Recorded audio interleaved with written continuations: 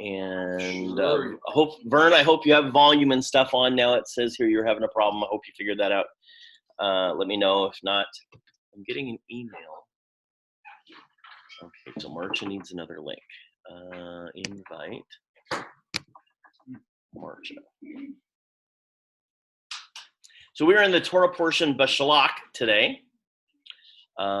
Rich, can you tell them about Beshalach and what it means? Well, Shalach is to send. Mm-hmm. That's where the word for the apostles come from, Shaliach. Mm-hmm. Shaliach, right?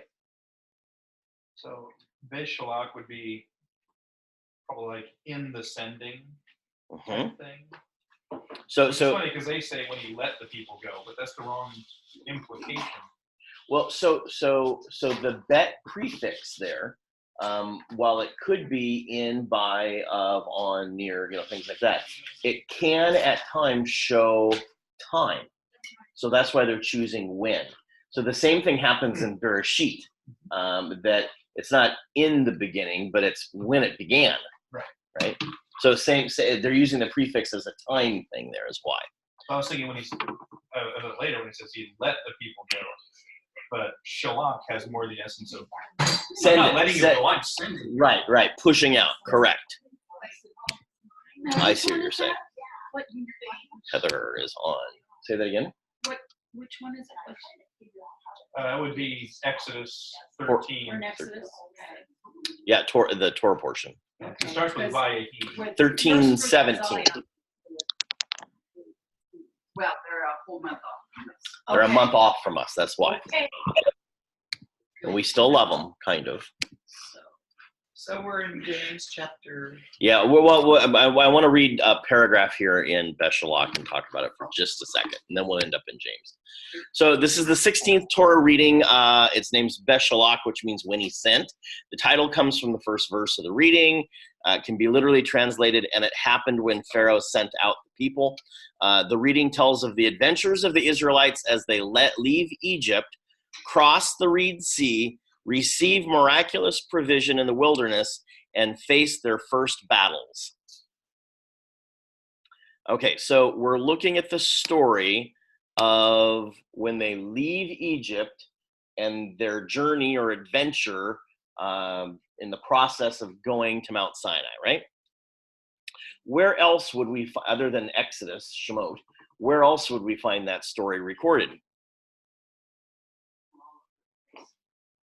It's in many different places. I'm thinking of a giant book that discusses just this period of time.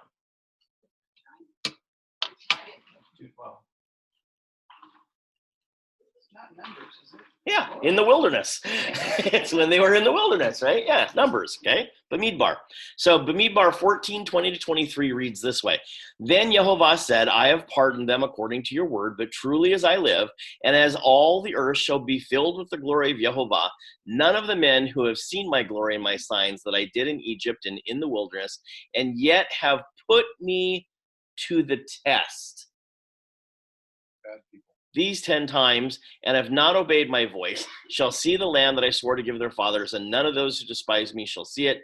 What is meant by these? Oh, okay, so actually, let me edit that. So where does it say these 10 times?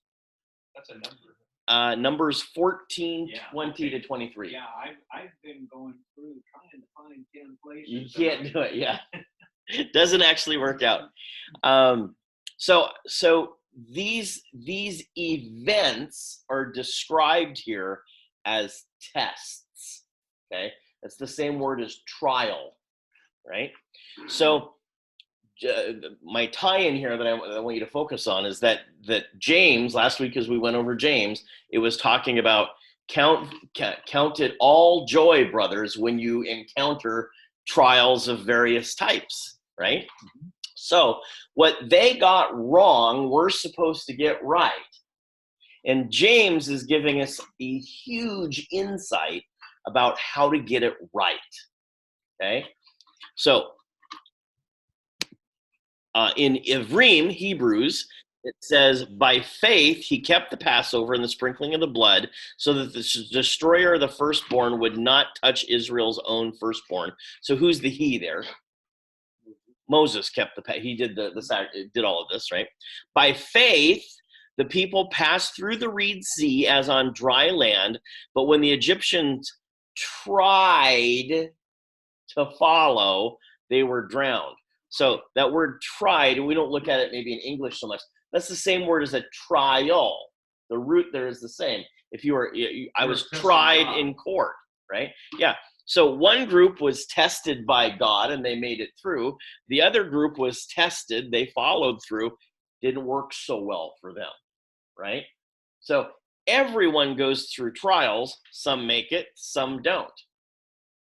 That's what James is teaching us in chapter 1, is about these trials. How to be in the former group, not the latter group, okay? Let me check and see why the doorbell rang here. La, la, la. Oh, Chris is here. Welcome aboard, Chris. Hi. Oh. That VPN thing. So hi, Chris. Real quick sidebar here, rabbinic sidebar, cyber sidebar. We want you to check out ExpressVPN for your trip to Thailand. You need to use a code. And you can get a super secret code from Ben Shapiro's website for a discount on it. So put that on your list and talk to either me or Brian later, and we can tell you all the details. Okay, just a second. Express VPN. Victor, Peter, Hebrew. Victor Paul Nora. Nora. Okay, Nora. Okay, Victor Paul Nora. there we go. And ExpressVPN. It's going to be for your phone so that you don't have What? Russian oligarchs chase you. Say that again. It's for your phone so that you don't have Russian oligarchs chase you. Oh. Unless you're into that kind of thing. Oh, Express. Yeah, well, you know, it keeps me in shape. Chinese oligarchs. So it's expressvpn.com Yes. Yes. or Yeah. stupid Slash computer. Ben. Say that again. /Ben. /BEN. Correct. And that will be- Okay. This stupid recorder does, or phone, whatever, computer keeps cutting out. All right. Well, we can chat later. So VPN on. Yes. Okay. Very good. Okay, and I'm muting you. Very good. Back to the notes. We're going to be in the book of James. We're almost there. Oh, yeah, there's one verse in this Torah portion that tells how they could have avoided, how everyone could have avoided all these troubles. What's that? It says, and Yehovah will fight for you while you keep silent. Yeah, just shut up. Yeah, nice. If they would have. Well, so again, his way or their way, right? It's about getting on board with his plan. Yeah. Okay, and just real quick, I'll show this to you guys, but let me see if I can get this online. Share. I want to share that. All right, so that's online. Okay, so that. See if you guys can see this okay, if that's at the right angle. Good. Okay, so over here we have Egypt. This is the Suez Canal. We dug a big thing through there to get to the Mediterranean. The Aswan Dam's up in there, stuff like that. Then we have the Sinai Peninsula. That's the big triangle-shaped thing, right? And then over here we have Saudi Arabia. Okay? Galatians just calls it Arabia because the kingdom of Saud didn't exist yet, right? So Arabia. So this is called the Gulf of Aqaba, right? So in maybe some of your Bibles here, if you go to the back to the maps in the back, it'll tell you that Mount Sinai is down here at the bottom of the Sinai Peninsula. Okay, that was put there by Helena and or Constantine's wife, and she built all of these monasteries. Thank you. All over the place to remember things, right? Okay, but there was no evidence that it's just someone went, oh yeah, it's over there. Should have dreamed. Okay, so boom, they put it there, right? So what we now know, so there have been in the last 30 years several points of interest, theories about where Mount Sinai is at. Okay, those are getting knocked off the theory list like crazy. Okay, As is that. as that one was, yes. Okay, so we now know that Mount Sinai is called Jabal al-Lawz. Okay, it's in the land of Midian. Midian was always over in Arabia. Midian was never, and Egypt never owned the Sinai. Okay, that was never called Egypt. Okay, so we know that Jabal al-Lawz back in that would have been the 70s when Ron Wyatt went over there the first time, I think. So Ron Wyatt, amateur archaeologist, Seventh-day Adventist, he kind of starts studying this. He's like, there should be clues, right? And so he goes down the Sinai, and he gets a little rubber raft, hops in the rubber raft, rows 8 miles across the Gulf of Aqaba, comes out the other side, and he finds this location, right? Then 80s and 90s, we have this, the Caldwells work for Aramco, which is the oil company that was like U.S. and Saudi kind of connected, and Jim and Penny. And so they become, he's a geologist, he goes over there, and he primarily works in the land of Midian, okay? And while he's over there, he discovers this place then. So they have all these pictures and videotapes they would take. Eventually, they gave all of that stuff in the, I think it was the mid or late 80s, to Michael Rood. And he's had control of all of this stuff. And he would talk about it in his shows. And when I went up to Portland and met him, he'd talk about it up there and stuff like that. So now what's really fascinating is, so to get in there, the Saudis put this giant fence around it, a big cyclone fence around it with armed guards. So no one could get in there, right? So when Ron Wyatt went over there, these the military found him and they stuck him in prison.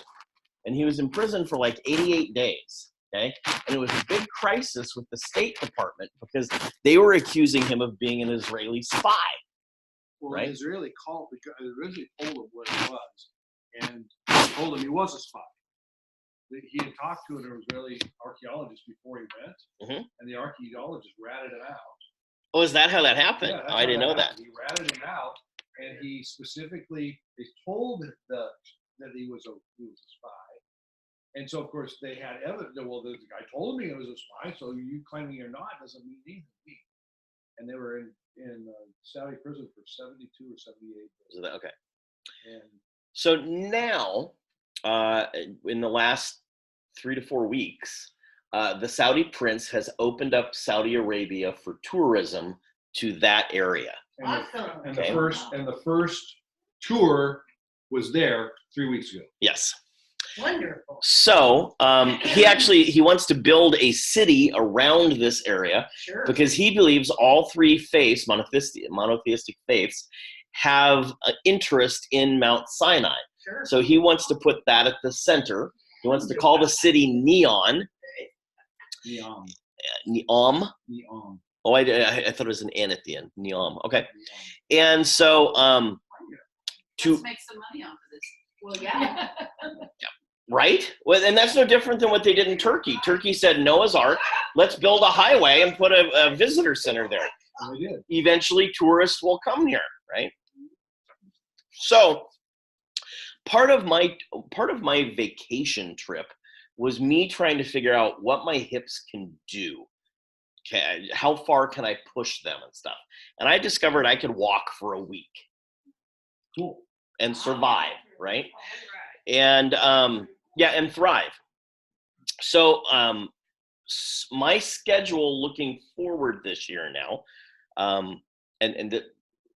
my point in this is that I will connect it to James, okay, is Pam has trusted me to take her to New Mexico over spring break. And we're going to go look at the Los Lunas Stone in New Mexico. Okay? Oh, cool. So that'll be very fun. Then in May or June, I will go to Uganda and do some stuff with the orphans in Uganda. Okay. Then at the end of summer, assuming everything goes well with the permits for Noah's Ark, I'll join the Noah's Ark dig at the end of summer. If the permits don't go, I'm still going. In an unusual course of events this last week, I was sitting and having lunch with David Lovell, and I go, hey, so I had this idea. Tell me if it's possible, like, because I know you've done this before. So David was, before he did anything else, he was a professional photographer, world-class photographer.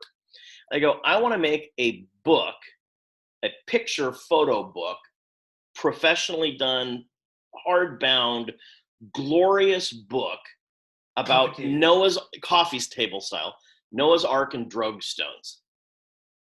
In what? Drogue stones. It's these big stones that would have been under the ark to make it not flip over. Giant monoliths. And they're all over the Noah's Ark site. And I go, so would this be possible? And he goes, oh yeah, Amazon has their own printing service now, and all he's just like, he's all over it, He goes, so do you need a photographer? I'm like, why, yes, I do. So David is all in on this project. So just like I had done the Passover project, I want to do a Noah's Ark project and then present that to the city, right? Cool. So Nice. one, The Passover project, is that going to go to print? I don't know yet. Okay. Yeah. Keep us posted. We'll see. So then, so I'm like, okay, again, I'm taking steps and I'm asking questions and I'm researching, I'm doing all this stuff, and doors just keep opening.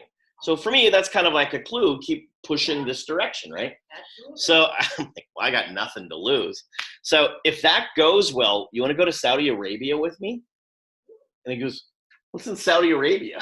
Why would anybody go there? I don't think you can even go there. I go, no, they just opened it up 3 weeks ago, and it's Mount Sinai. And then I open up my computer, and I show him the pictures, the drone footage, and stuff like that. He's like, are you serious? Like, yeah, I want to do a whole book on this. I think it'd be absolutely fabulous, right? Bring glory to God in our community, right? So we'll see if this all works out, but that's kind of my plan moving forward, okay? So whenever I do that, you can plan I will be gone from Taurus.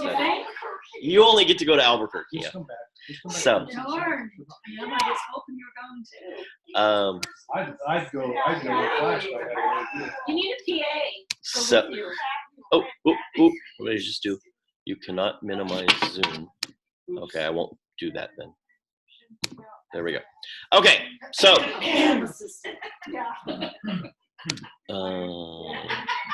also, intermediate goal here. I don't know if you guys know about this. There was a video that was just released. It came out right before Christmas, but they had all sorts of technical issues. It's called The Christmas Question. Oh yeah. Okay. 119. 119 put it out, and they redid all of there was an old series called Sunburned. Okay. And there were lots of questions about, so much of this early research that the Hebrews did came from a book by Alexander Hislop. And most of Alexander Hislop's stuff is really poor research. No one would call that scholarly work today, okay? So what they did is they went and they found the professors at the universities around the world who are experts in these different issues around calendars and superstitions, witchcraft, ancient customs, all these things, and they interviewed them. How did we get Christmas? And there was stuff in this video. I've studied this for 10 years. There's stuff in here I had never heard of about this. The idea of ornaments on a tree, right? Those were dead bodies once. They would hang dead bodies out on this tree, and it became, the tradition developed over time into just ornaments, but they represented dead bodies, right? I mean, it's just, the stuff they come up with is crazy amazing. But they have the background. But yeah, this is all Not speculative. top research done. It's just very world class. Anyway, I want to show that at my house. I bought the copy of it. So so I'd like to set up something on a Sunday for everybody to watch that if you'd like to. If not, you can get it free on Google. You And could do can it go on yourself. YouTube. Just Yeah. Go to YouTube. Go to 119's channel and it's right there. It's at the top of their list, I think. Okay, so getting us back on track. So I have I set big goals. And when I do that, that just means I'm going to have big trials. Okay. Of course. But the Israelites had big trials that they went through, right? So trials, what we learned last week is trials aren't bad things. Okay. Especially if you pass them. They're really good things. Okay. So let's head to the book of Yaakov and get a few more verses under our proverbial belt. Is that one in the History Channel at all? History Channel, Yeah. the Christmas question? Yeah. Just go to YouTube and type Christmas question. Okay. Should come up. Thanks. What book of James? The book of Yaakov. First two verses. So And it's really funny, this last week I've been talking about that to everybody, and everybody's like, really? We never knew that. It's like all these things that we've been around this for so long, we forget these simple little things. And like I did this on Torah Talk, and people are like, really? Are you serious? I've never heard that before. But again, why would anybody teach it? You know, they're just happy being where they're at. Okay, I need to scroll to where we finished last time.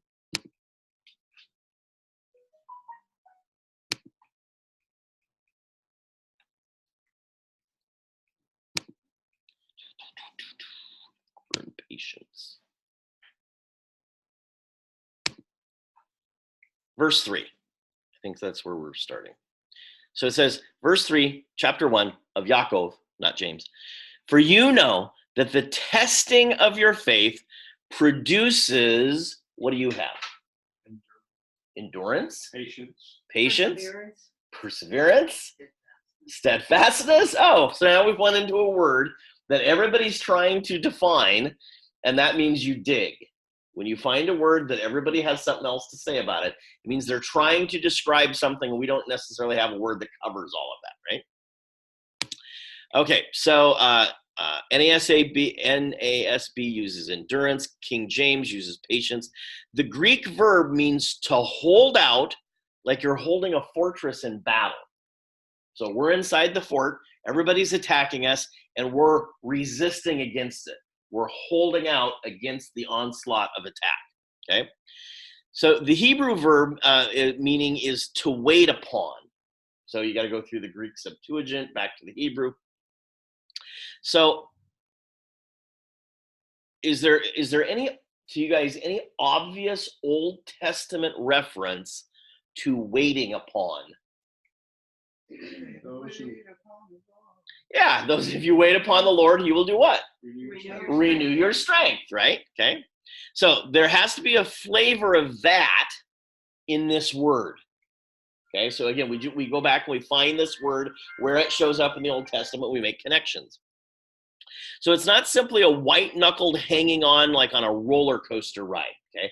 So like my son is an adrenaline junkie and he loves roller coasters. He'll go upside down and spin around and do all of this. You put me on one of those things, we're feeding the fish for a week, okay? It'll be everywhere, right? Okay, so in Hebrew, the idea of waiting is expectant anticipation. To wait expectantly, to anticipate something, okay?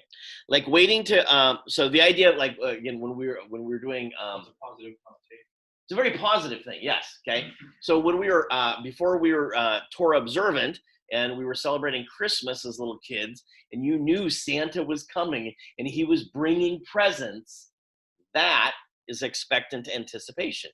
You knew it was coming, okay? And you had a good feeling about it. That's a positive feeling. Yeah, absolutely. Okay. So in a Hebraic idea in Torah, the idea is that Yah is going to show up at any moment. Okay. So if I know that I'm in a test And the test of us is a sign of his presence. And because of his presence, he trusts me completely in that test to carry out his instructions according to his will. That's what Yeshua did, according to his will, right? Didn't have any will of his own, okay? Then I have the opportunity to anticipate his involvement at any moment. So remember, he allowed the trial, right? Nothing happens without that trial, without him saying, okie dokie, okay? So he's allowed this trial to come into my life. It's not Satan's fault, okay? He's allowed that to come in. He is my biggest cheerleader. He's on my team, right? If I'm in covenant with him, he's on my team. So he's on the sidelines going, Albert, I believe you can do this. I believe you have been fully prepared and empowered by my Ruach HaKodesh to make it through this trial. I believe it more than you do. You ever feel that way? You ever notice that in trials? Like you're thinking, oh my gosh, I'm not going to make it through this. God thinks you will. He believes you will. Not only that, it tells us, we'll talk about later, in Corinthians, it tells us he's left a way of escape for you so that you can get through it. The issue is we just have to find the way of escape, right? But he's cheering you on. You're going to make it through this, okay? So it goes right back to that sentence in the Torah portion. Jehovah will fight for you, but keep your mouth shut. Shut up. Exactly, right. Yeah. Because that's what I think we have a tendency to do is moan and groan and cry and, Yes. and say, oh, get me out of this. Help me. Instead of just saying, okay, your will, I know you're going to see me through it. And be quiet. It's like I have this little boy. So I have this little boy in the Sheldon class. And he started last term. His name's Thomas. Cute little 3-year-old boy. And he pretty much can't keep his mouth closed. Right? And so I'm working with him learning this phrase of mine, it's my turn to talk, Thomas. And he goes, oh, like no one had ever told him this before. Like we're supposed to share times to talk. And when my mouth is moving, his mouth is shut. Okay, right? So Binary choice. yeah, there's not a lot of options in this, right? Because I've got 9 other kids that need to be listening also, right? So you don't get to dominate the conversation here. Now, after class, I say, ask me after class. Share that after class. But right now, it's my turn to talk, right? Now, tiny little sidebar here for a second. Share a little detail going on here. So when I put my feet back on American soil, I get an email from my parks department. And they tell me, this is out at Amazon, so I have classes on Mondays and Wednesdays there. And they tell me only 2 kids signed up for my Monday classes. Now, there should be 16 kids here. Okay, that would be full classes like normal for the last 20 years. Okay, now I only have 2. So, oh, well, welcome home. I guess I'm going to have a trial, right? So because of that, I take roughly $1,000 a month hit for my income. So I don't know how you would feel about losing $1,000 a month, but that's fairly impactful to me, okay? Wow. So I'm kind of like, now again, I've been studying James on my whole trip. For a week gone, I've been studying trials and trying to dig through all of this and study resources and stuff, you know? And so my first thought is, count it all joy, Albert, for various trials. This is going to be my mantra about this. I must believe that God is going to show up somehow, right? So I go there on Monday. I teach my 2 kids, and I tell them, we're going to close this class because we can't run it on 2 kids. So you guys need to go to Wednesday. They both go, okay.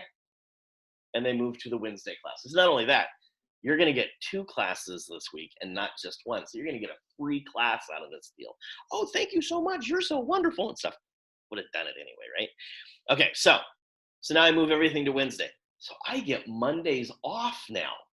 Woohoo! To study. So darn you, God, you gave me Mondays off. This is terrible, right?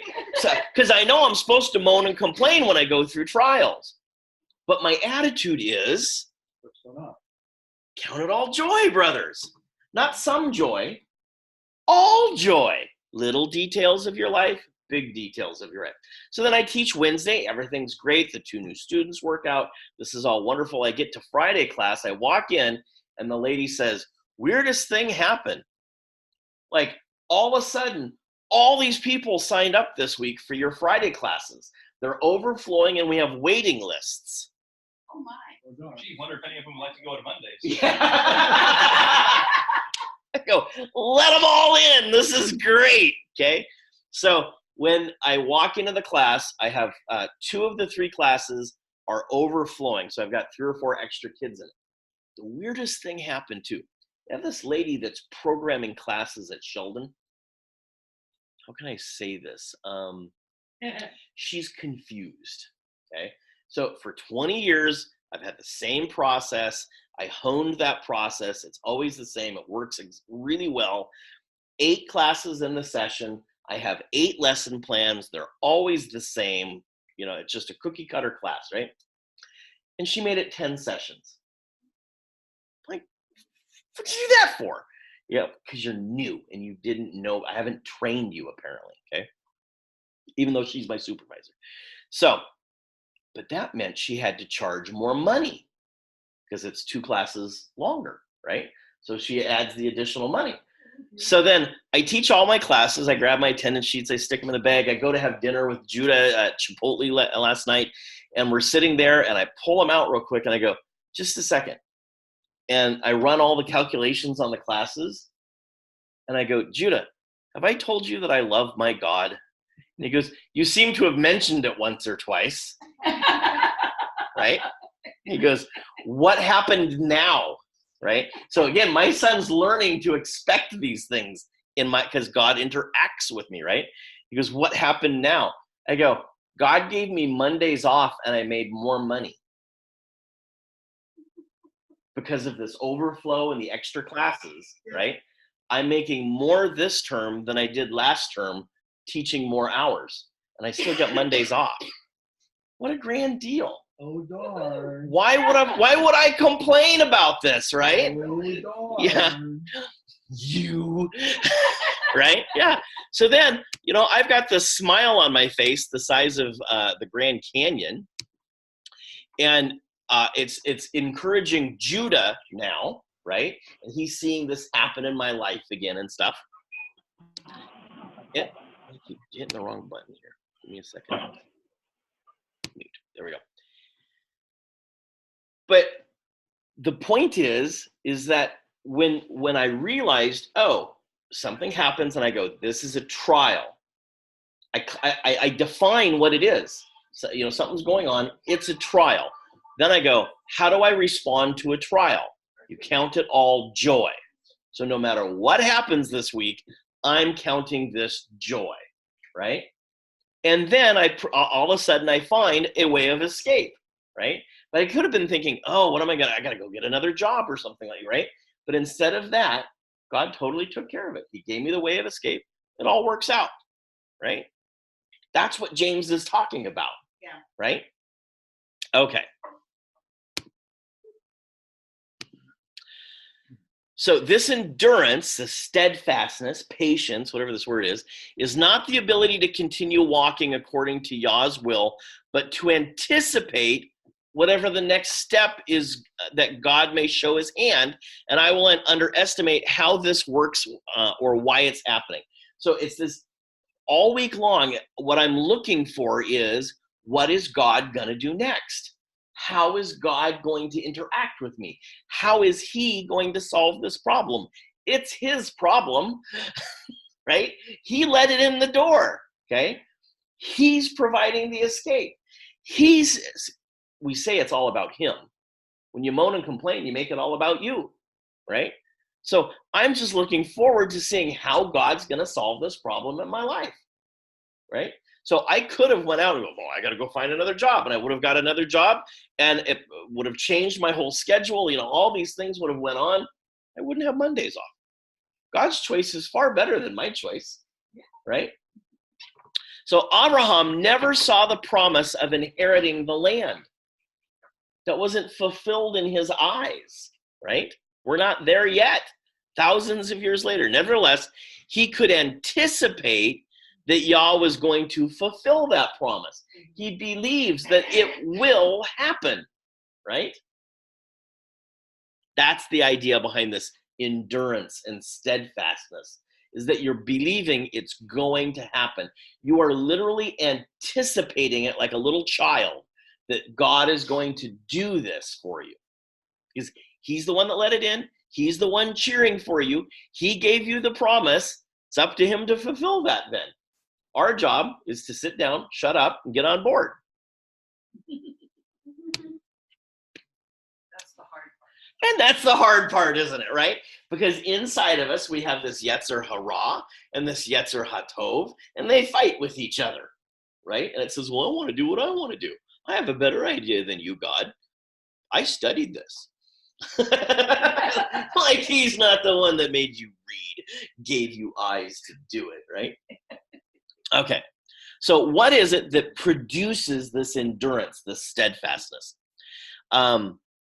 It's the very fact that you're in the test. So that feeling as a little child expecting presents from Santa for Christmas, okay? It happened because there was a Christmas. It wouldn't have happened without that, right? Right. So without the trial, you can't have the expectant anticipation. You need the trial to create that in you, okay? It's no different. Like, you can't go to the stock market. Like, if you're not in the stock market, you're not hoping that it's going to give you a return. Right? You get into it. Yeah, you buy a lottery ticket, then you're like, oh, I hope I win, right? You put $100 in the stock market, you're like, I'm hoping it's going to grow. But without that action, that initial action, the anticipation doesn't take place. The trial is a good thing. It's there for you to grow your faith, your trust, and demonstrate your loyalty for him, right? This is a wonderful thing. Thank God I'm in trials. Does that mean you pray for more? No. I don't think so. That's not the point. When you're ready, he will bring in whatever's necessary. Okay? Don't get the cart before the horse. Okay? Paul tells us that God never puts us in situations we can't handle. Right. Okay? Now, we may think we can't handle it. Yeah. Okay? Right? Yeah. Okay?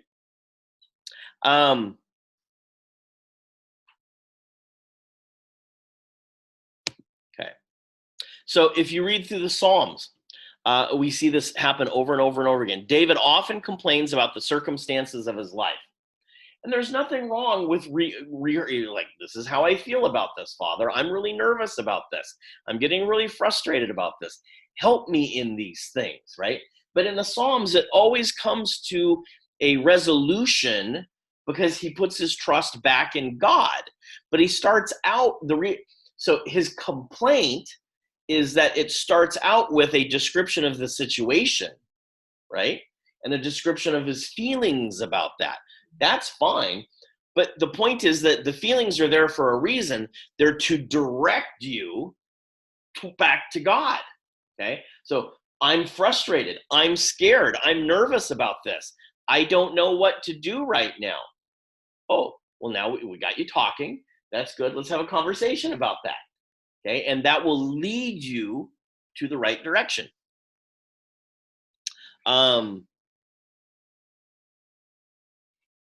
Because he always had that expectant anticipation that God would show up. He knew his God would show up because he's in covenant with his God.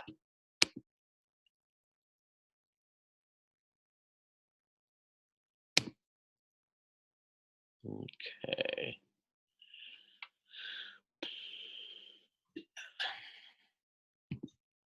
Okay, verse 4. And let steadfastness, that anticipant expectation, have its full effect or result that you may be perfect and complete, lacking in nothing. So I want to look at these terms, perfect, complete, and lacking in nothing. So perfect there, perfect and complete, is the word teleos. So again, in a Greek definition versus a Hebrew definition, you end up with something different, okay? So because it's function over form. So perfect to us is correct without a mistake. So if I take a test and I get 100% on the test, it was perfect, okay? They would have the Greek artwork, the statues, and they would have perfect bodies and stuff, right? So Hebrew is closer, so if you look on the lexicons, it's closer to the second meaning that they list, which means to be finished in the sense of fully grown or mature, okay? So in other words, through this expectant anticipation, you can be grown up to be fully complete and mature in Messiah. It's a training ground. Teaches you how to cope, right? So no different than what Paul says, that you'll be conformed into the image of his son. This is the process of conforming into the image of his son. Trials. This is what Yeshua did. He said, I only do what my Father says, right? He was conformed into the image of his Father. His obedience is completely in line with the will of the Father, and there's no distinction between the Father's desire and what Yeshua performed. They were completely echad, one, right? And if he can do it, we can do it. He walked as a man, 100% human, filled with the Holy Spirit. He never did anything out of his divinity. He could have made a claim to his divinity. He didn't. If he had made a claim to his divinity, we would have no hope. And he said, you'll do greater things than me.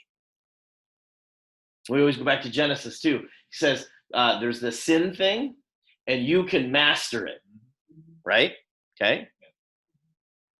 So we fulfill his will by completing the desires he puts in our hearts.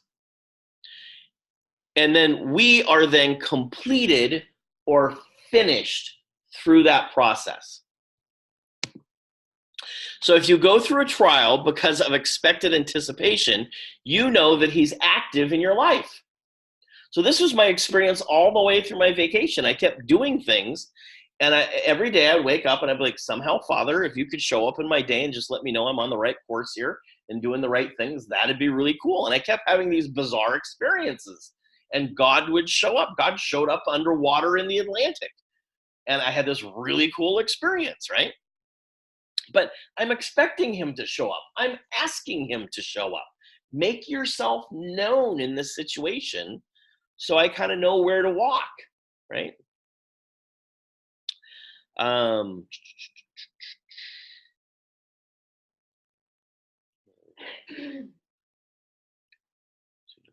Then you can expect the result of that trial will bring you to the point where you have one more example of obedience to his will. And doing that often enough, over and over and over again in your life, will get you the final result that is completely in alignment with God's will at every moment. That was the process Yeshua went through as a kid. He learned this process too, okay?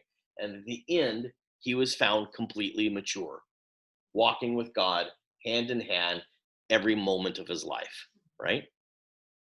James says that is the equivalent to lacking nothing.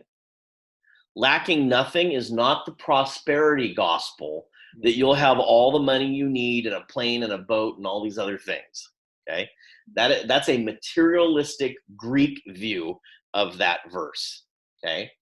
He's saying you will be mature inside to overcome, to master the sin issue, okay? So that you can walk as a mature believer, right? So when I'm hanging out over in Nassau and all of a sudden I run across all of the conch shell food, I go, oh, this is a trial. Do I eat it or don't I eat it? Well, no, I don't eat it. It's not on the list, right? It's not clean. Was that a hard trial? No, I just proved my loyalty to God again, though. Is he happy with that or sad with that? He's happy with that, right? Good job. Again, he's my biggest cheerleader. He's standing on the side going, you survived Conch. That's great. Well done, right? We're standing in Noah's Ark, and we're talking about the llamas, and I look down, cloven hoof.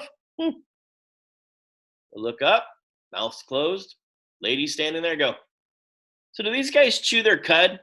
Oh, yeah, but they only have teeth on the bottom. They're kind of funny looking mouths and stuff like that. I go, oh, so they're edible. And she's like, that. No one's ever said that before, right? Smile, buddy, you could be dinner. Click, right? But again, see, I'm Good to know. constantly thinking about, how is God interacting me with this? What am I supposed to learn about this, right? We make sure that like all of it clearly llama, free llama, no llama. Some of us are on the llama. So if anybody brought llama today, I think we are a llama-free congregation today, for meals. They wouldn't let me take it. They wouldn't let me bring it through Denver with the rum. Okay, so lacking of nothing. Llama-ritos. Okay, we talked about that. So Yaakov gives us this example, a reason to keep living on this path, even in a broken world. So verse 5 then says, if any of you lacks wisdom, let him ask God, who gives generously to all without reproach, and it will be given to him.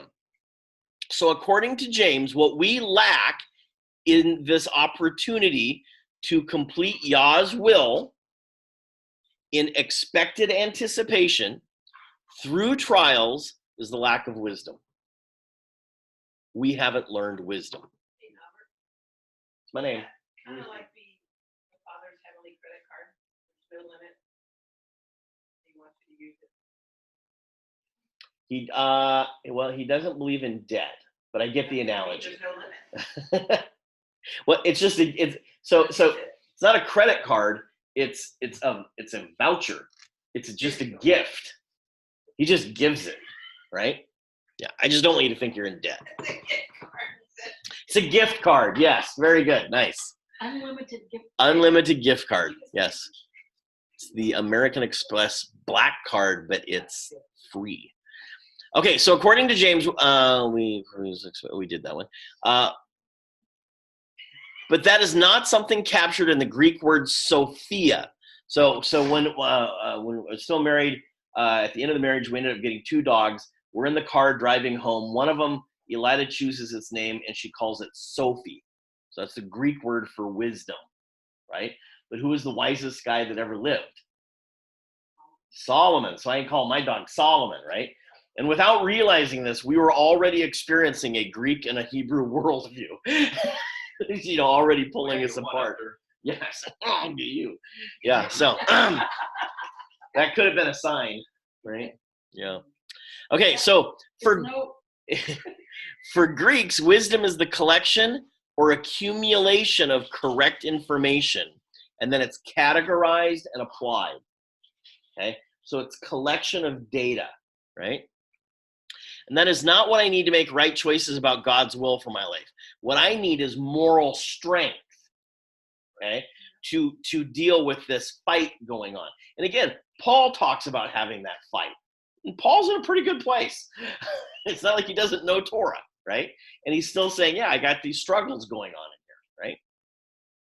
So I need to understand what James would mean by wisdom from a Hebraic perspective. So Yogi Berra said that when you come to a Y in the road, take it. Is that wisdom? That was humor, right? That's not wisdom, though. Everybody goes, oh. And then they realize, oh, yeah, that's a joke. Okay, yeah. Yeah, so that's not wisdom, right? Okay. So wisdom in Hebrew is the word chokmah, okay? It's used a ton in Proverbs, the book of Mishlei, Proverbs. So it says, Proverbs teaches us that the fear of Yehovah is the beginning of wisdom, right? You probably all memorized that one as kids. But that doesn't have anything to do with information. Okay, that's not about collecting and categorizing and applying. Okay, it's just that there is an awe and reverence in this person's life. But wisdom begins with Yah. All expertise at something begins with the Father. Okay, so it's not that I make a moral code, evaluate ethics, and then apply it to God. So I don't start with, I've made this moral code and make it apply to God, right? That's what the Greeks do, okay? What God says is that wisdom starts with him. He's the author of the wisdom. So you, to get on board, have to start with being in awe of him and reverencing him, fearing him. Let me check my doorbell here. Okay, that's all good. And there we go. So you don't start with externals. You have to acknowledge him as the divine source of all understanding. And until that happens, according to the book of Mishlei, Proverbs, you're a fool. All of the wisdom you accumulate, what you think is wisdom, is garbage to what he teaches, right? Unless what you teach is based on what he said. Unless he is the author of it, right? Okay. You know, so like you guys have probably heard that I'm big into context. So growing up, right? So when I was growing up, my karate instructor always told us stories within the class, and he had these Japanese parables that he would tell, and they made you think, and I always appreciate that about him, is that he made me think about moral things growing up. And there was this one, it was about this cat, and they chopped the cat in half. And for years, I told the kids in the karate school, I'll tell you all the parables, but I'm going to hold this one back. I'm not going to tell you about the cat that gets cut in half. And as soon as you tell them, you're not going to tell them. Yeah, they wanted it. They would come begging to me, and stuff like this. And so finally, when I first started down this road, I was like, I have a group of kids. Maybe I'll share this story with them, this parable. And so then I looked it up on Google, Japanese parables and stuff like this. And I started studying it, and it was completely different than what I thought it was about. It was so in an English American kind of viewpoint of hearing the story, has nothing to do with what you think it's about. It means something completely different, right? I'm thinking, I'm really glad I never taught that story to everybody, because it was wrong. Yeah. But it seemed so right. I had figured, for years I had thought and meditated on, like, I knew the answer to this. Not. I was wrong. Yeah. Okay. So it must start with God, not with man, right? Okay. So Scripture sees wisdom and foolishness in terms of their ultimate results. Okay. If I accumulate knowledge and information of all of the world and I don't connect it to the source of wisdom, it's stupidity. You're a fool. When James says James says, does any lack wisdom? It doesn't mean that we're praying to God to help us pass the test. It's not about more data. God, give me more data to pass the test. The data isn't the issue. The issue is the moral strength inside, okay? So if you just tell me where I'm going, Father, I'll go. No, he's not going to give you that data, right? What he's going to say is, go, what's the Torah portion? Send, right? Go, and when you start walking, he will start providing important information along the way. Say, well, yeah, if you could tell me why I should follow all of these commandments, if you could make a good argument, I would obey them. No. Obey. And in your obedience, he will teach you why you're doing those things and why they're important to him and how they affect you morally and all these different issues, right? That's why the issue is always about obedience. It's always about obedience.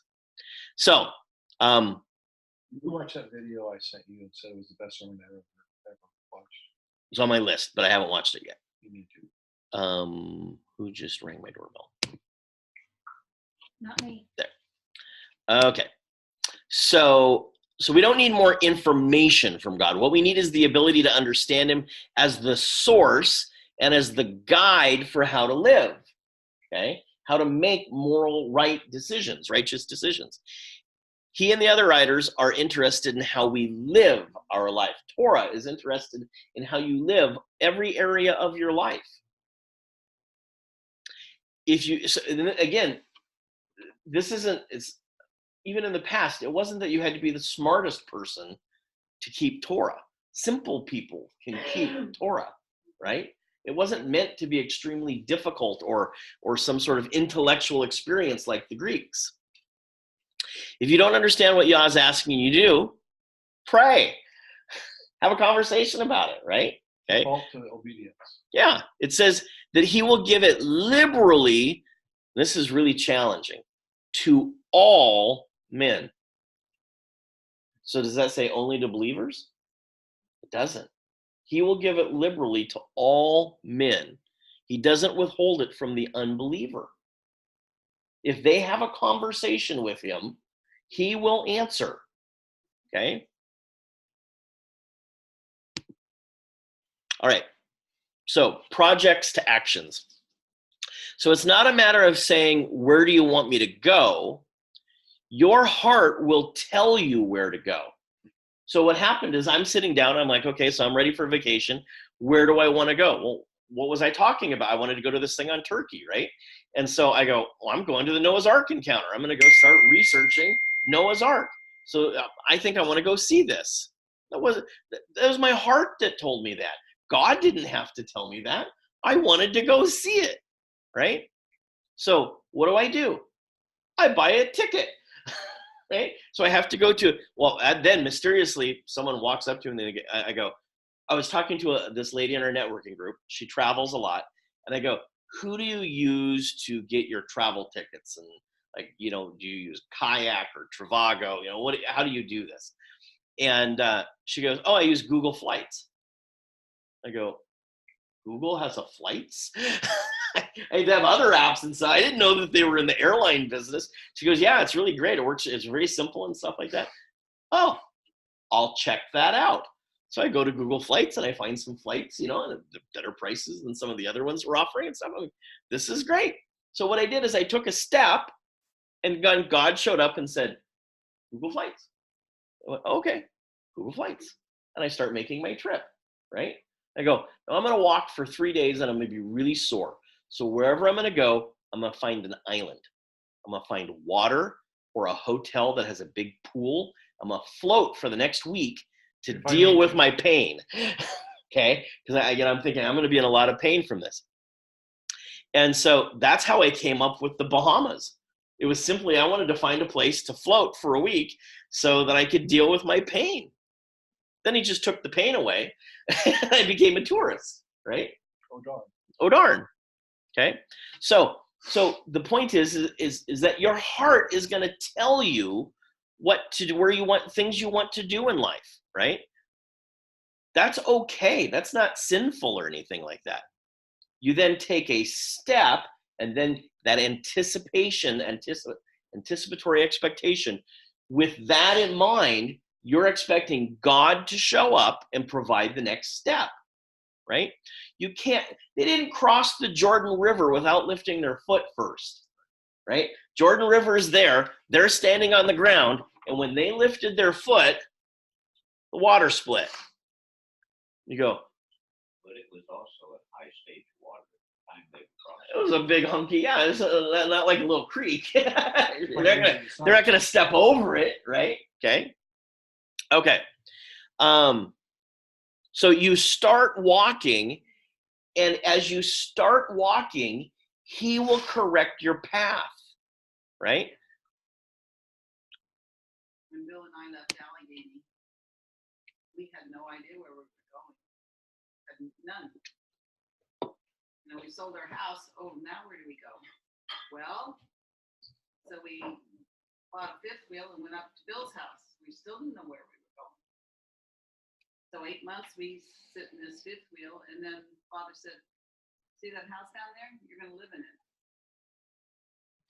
So that's where we ended up, way beyond our expectations, because we were not in the least bit thinking that we were gonna be there for the next 16 years. But I bet you knew he was going to plant you somewhere. Oh, of course You had that expectancy, right?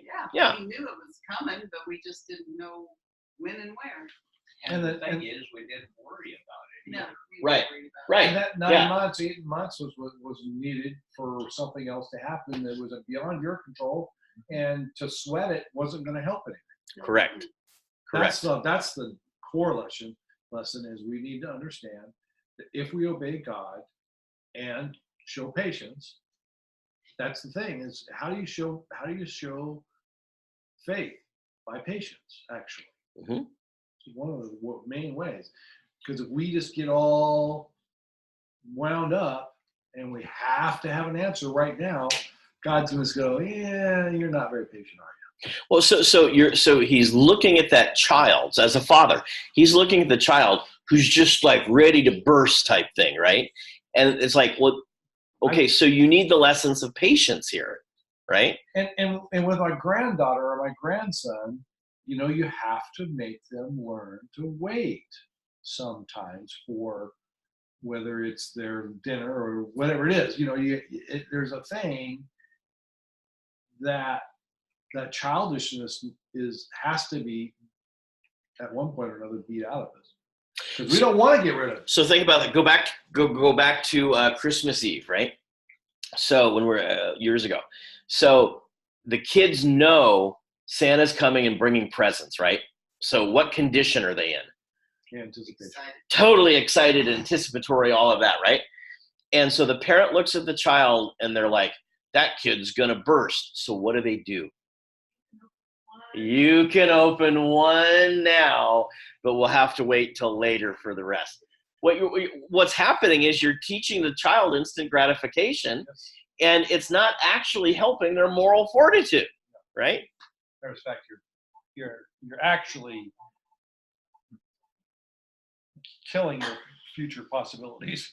Yeah, and it doesn't seem like it's a big thing, right? But I'm sorry, you're waiting to Sukkot day 1 to get your gift. 6 months away. Suck it up, Buttercup. Okay. Okay. So, so again, like I have I have my so I have Mondays off now, right? So I'm thinking, what am I going to do with Mondays? I'm sure God will give me something to do, right? So at this point, I'm kind of like, so I have these trips I want to do. What am I going to do? I need to figure out how to take those trips, right?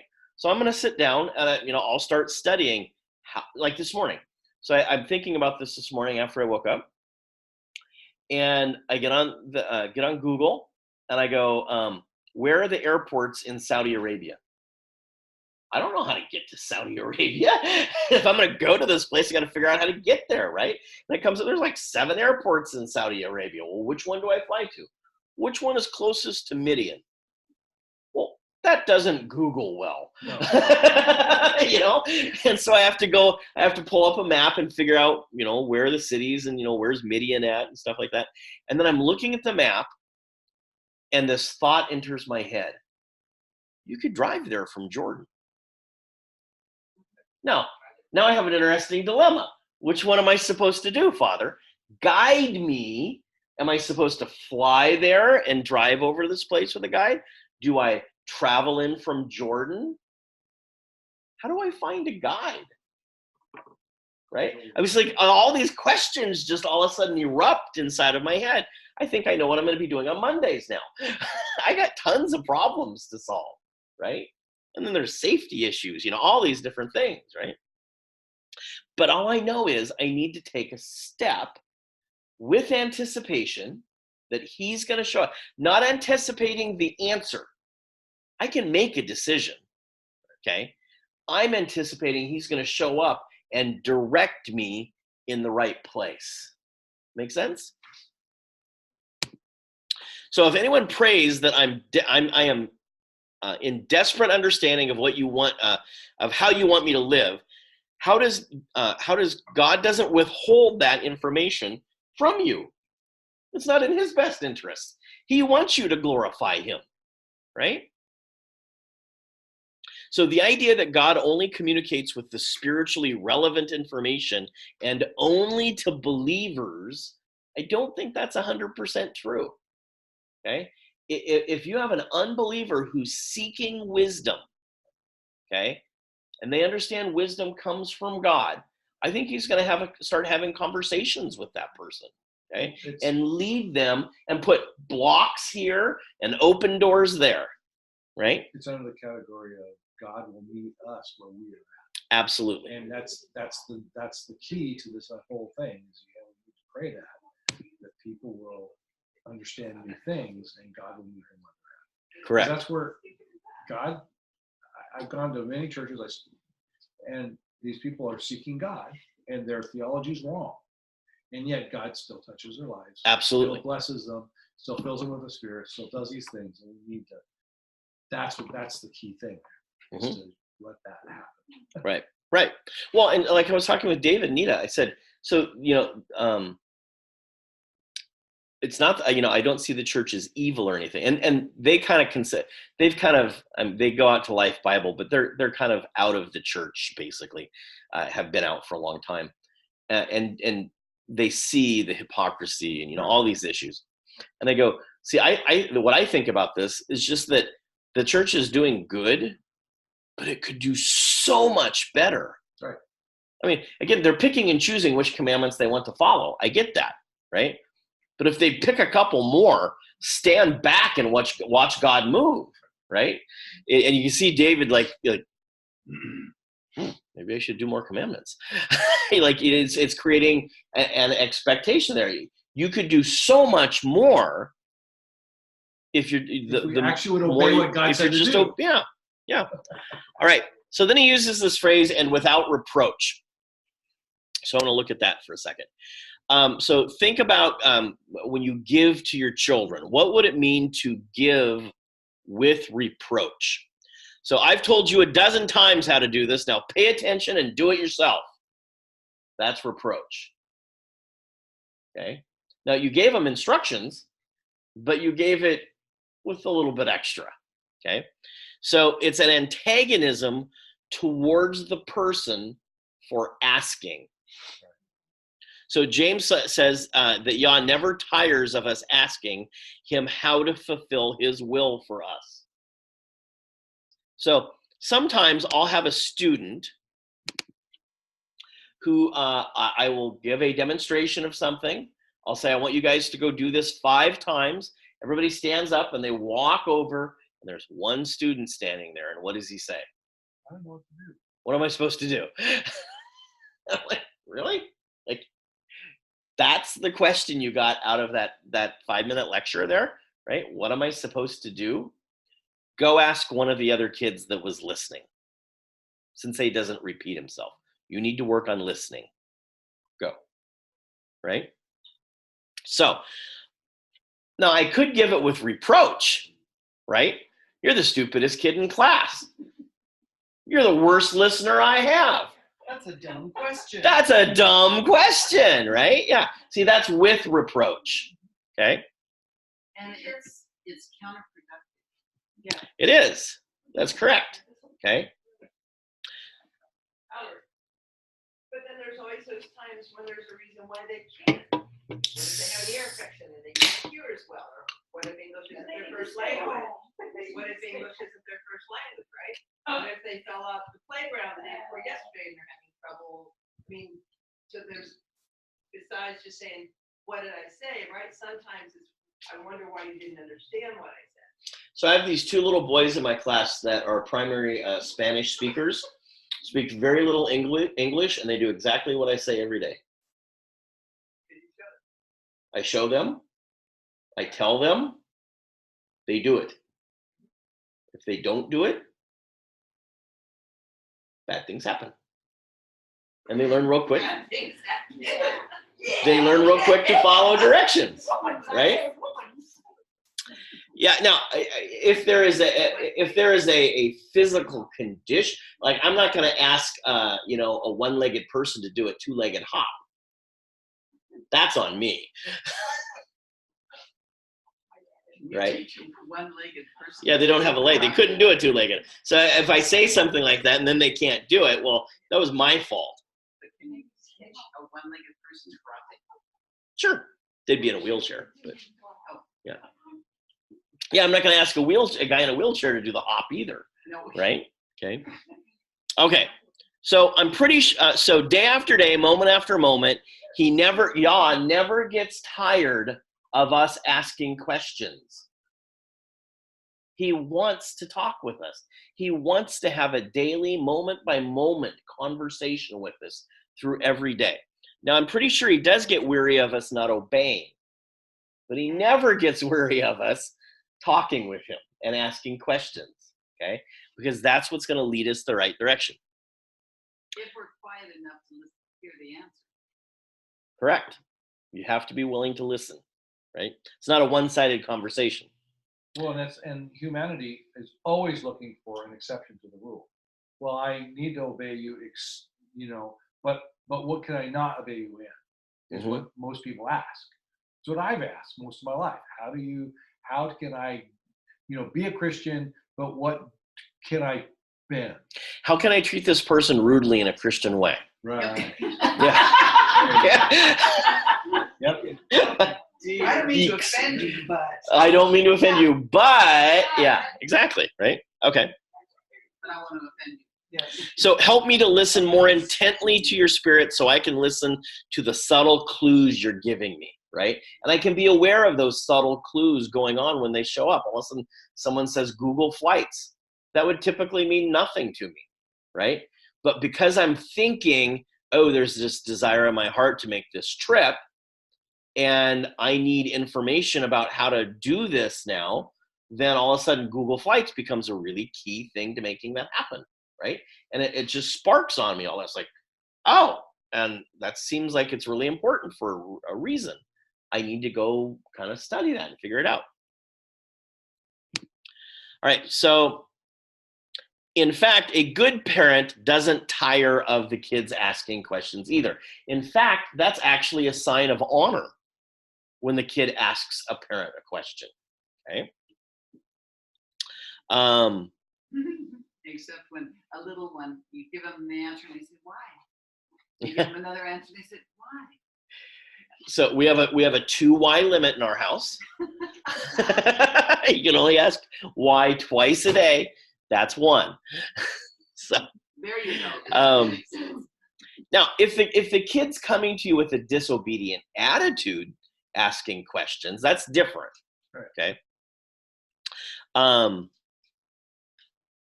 So Yah doesn't get tired or frustrated, listening to our questions all day long.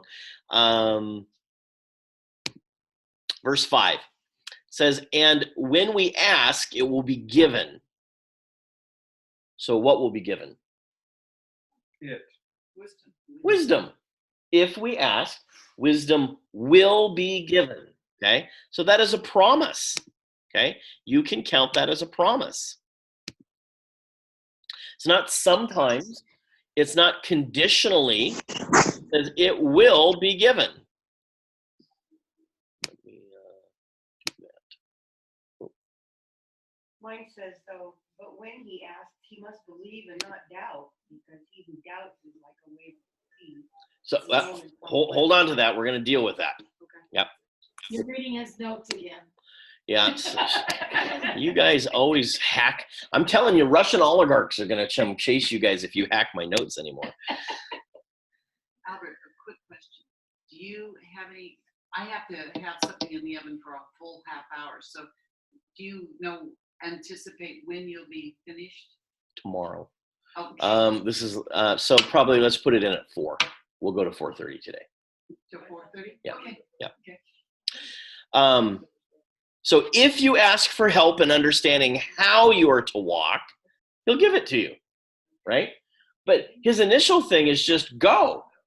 It's walk, okay? Then clarification takes place. But you have a promise from him, whatever wisdom is necessary on that road, he will give it to you if you ask. Now, if you don't ask, You're stuck. you might run into a problem, okay? and you may need to make some bigger corrections than necessary. But still, there will always be a way of escape. Okay? He can still work with that. Verse 6, the condition. But let him ask in faith with no doubting, for the one who doubts is like a wave of the sea that is driven and tossed by the wind. So there is no Hebrew word for doubt. Do not doubt me on this. Okay? There is no Hebrew word for doubt. It doesn't exist. So whatever Yeshua says, or whatever James says about doubt, he didn't say it. Because he didn't have that word to say in Hebrew. So it must be something else. Don't doubt me on this. Okay. Okay. That's English. So you can What, say. what's that word you just used? What's the word for doubt in Spanish? Duda is the verb to doubt. Duda. D-U-D-A. Dula. Oh, interesting. D-U-D-A. Duda. Oh, Duda. Duda. Like my son, Almost Duda. like doo-doo. Juda's a good Duda. It's not Judah, Duda. Duda. Duda, yeah. So in the Greek, this is the word diakrino. Diakrino. And there is no Hebrew equivalent for it. So in our thinking, doubt is the opposite of faith. Okay, that's what the church gives us. Okay, because they're in a Greek world. So it appears that there is a contrary opposite to this word, though. So it means that we have to alter the meaning so that it fits the Hebraic context. James is writing to a people who have a great understanding of the Tanakh. They understand Hebrew, right? So the Jewish... Albert? Yes, Vern. What about lo emunah? Would that be a way of expressing doubt? No, because there is no word, no concept of doubt. How would you translate the phrase lo emunah? Where does it occur in Scripture? I don't know. I'm just... It doesn't occur in Scripture. Let me do a search. I'll get back to you. All right. Test everything, brother. All right, so Jews and Gentile followers of Messiah, they're probably in a synagogue, right? So they know the Tanakh. They have to ask, what would it mean to a first century believer? That's up to us now. We have to be the Bereans, right? So Yeshua's answer to Peter when he gets out of the boat, do you remember the story about the boat? Okay. So in our translations, it says, why did you doubt? He could not have said doubt. There is no Hebrew word for doubt. Okay? Is there a Hebrew language? Was James in Hebrew original? Yeah. So what does that say? We're getting there. See, now he didn't hack my account. Well done. Okay, so since there's no Hebrew word for doubt, Yeshua couldn't have said that. What he probably said is something like, why did you stop? So what was Peter's action? What was he doing? He was walking and then he stopped. Well, before that. Yeah. So they're in a boat. What does he do? He gets out of the boat and then he walks. What he did then was he stopped walking. Right. Why do you stop is what he's asking. If he would have kept walking, everything would have been fine. What did he see? The waves. Yes, but something before that. He was looking at you. The wind, that's right. He sees the wind pushing the waves, and at that moment, he loses sight of Yeshua. He loses sight of faith, taking a step. He literally stops stepping, and so now we translate that as doubt. It wasn't that he was doubting the way we think of doubting, okay? When he just stopped moving, okay? What word was used there? It was fear. Oh, yeah. Like froze out. It's just, it's not, so in the Greek, it would be diakrino. But in Hebrew, We don't know what. I don't know what, well, there is no diakrino equivalent. It just doesn't exist. So he had to have used some other word. The best that I can find would be something close to stop. And the reason I'm saying that is because it fits the context of faith. Faith is go and walk, and in that process, I will correct your movements, right? What he did is he stopped walking. Okay? Could he not have controlled the wind and the waves? Yeah. He did in other stories, right? Yeah, he just, oh, don't worry about the wave. Here, watch. Calm. Right? That was the test hour, right? Okay. So it's a test. The story isn't, so the story becomes, we put it in our Bible, it says, Jesus walks on water. The point is that Peter sinks. Okay? It's a test. Huh? He didn't really think he wasn't thinking that he could do it too. Master did it, he's telling me to do it, so we're gonna do it. Just start walking and don't change what you're, so if God doesn't tell you to turn left, so you start, so Albert is going to go to Kentucky to see Noah's Ark, okay? And then from there, I'm going to go to an island or, wherever, right? If he doesn't tell me to do something else, what do? Keep going in the way. I keep going in the way he has not stopped me from moving yet, right? I just keep walking. When he needs me to change, he will change me. He'll change the road. He'll move mountains, right? Yeah, he'll make you, disappear. He'll make you translate to somewhere else, right? So it's not about like, cannot my master do whatever he wants? Is he not the ruler of the universe? Is he not the sovereign God? Right? But it's not doubt the way we know doubt. All he did is he just stopped. So it's like, it'd be like me going to Kentucky. I get done with the ark and I go, oh, I'm done. Just not going any further. I got tickets. Everything's paid. Just not going. I am not walking to the airport. Take an Uber. Well, I'm not walking to my car to go to the airport. Just not Albert. Okay, it's that you stopped. That's what lack of faith is. Okay. Yes. I found it one time, Lower Moon, Devarim 32:20.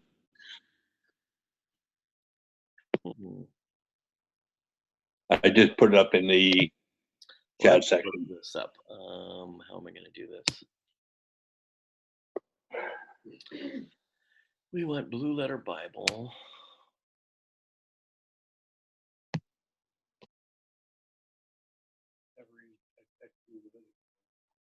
You said Deuteronomy? Yes, 32:20. 32:20. Hide my face for them, and I'll see that the end shall be for their very for children whom have no emunah. Very perverse. Thank you for finding that. I did not find that one. Okay, so if you don't have faith, does that mean you're doubting? Oh, you're faithless. You're faithless. You're without faith. Okay? So the idea of faith is when I obey a commandment and I take a step in. So I feel all of a sudden God says, yeah, I want you to wear CCO, right? So I order CCO. Was that a step of faith? Yes. Yes. Okay. If you didn't, If I it would didn't, be disobedience. I would be disobedient. Right. Okay. So, but that doesn't, so doubting, like, so it's not that Peter says, I can't do it. That's not what's going on in his head. That's a mental thing. Doubt is a mental thing. Okay. That's a Greek thing. Yeah, he would have. Hebrew is an action He thing. wouldn't have gotten out of the boat if he thought he couldn't do it. Correct.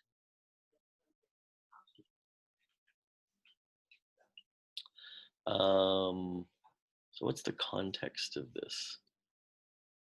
And when the Lord saw it, he abhorred them because of the provoking of his sons and his daughters. Of the rock that begat thee, thou art unmindful and hast. So this is where they're chasing the rock.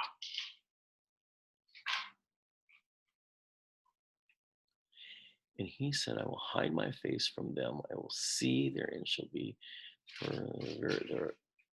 So they're just not believing then.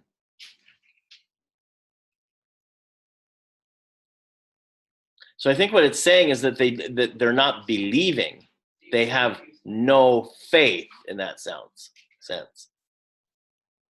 But so this idea of faith is that you're walking, right? And so what happens with Peter is that he stops walking. Okay, so he has stopped. It's a continuing action. Okay, Actively. He's paused in this. So faith is a continual thing, and we grow continually in it. So do you remember? I don't know, 5-6 years ago, it was like, we figured out the clean and unclean diet, and then all these issues about what's the not bee resin, but it's some shellac or something. And we go, okay, shellac has issues in it and stuff like that, right? And then you go a little further, and there was some other weird, was it a dye or something? L-cysteine.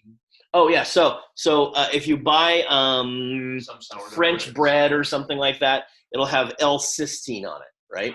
It's an amino acid. Yeah, not all, some.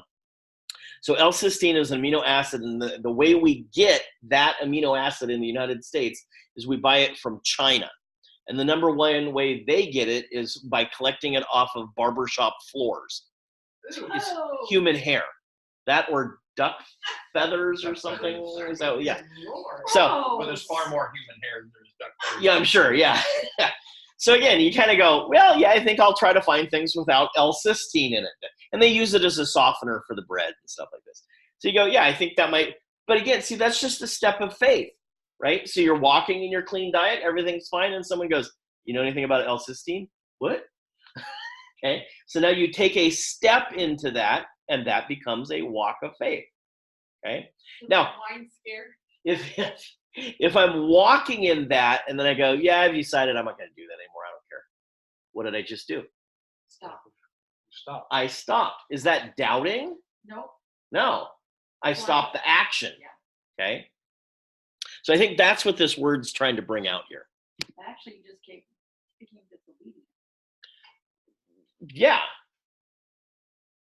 So instead of calling him doubting Thomas, maybe pausing Thomas or stopping Thomas or, something like that might make more sense. Rebellious Thomas. Okay, yeah.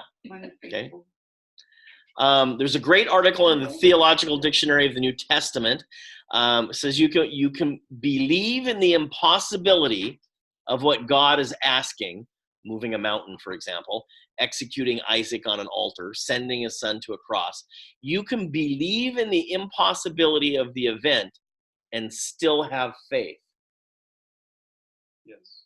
Because you're still taking steps towards it, right?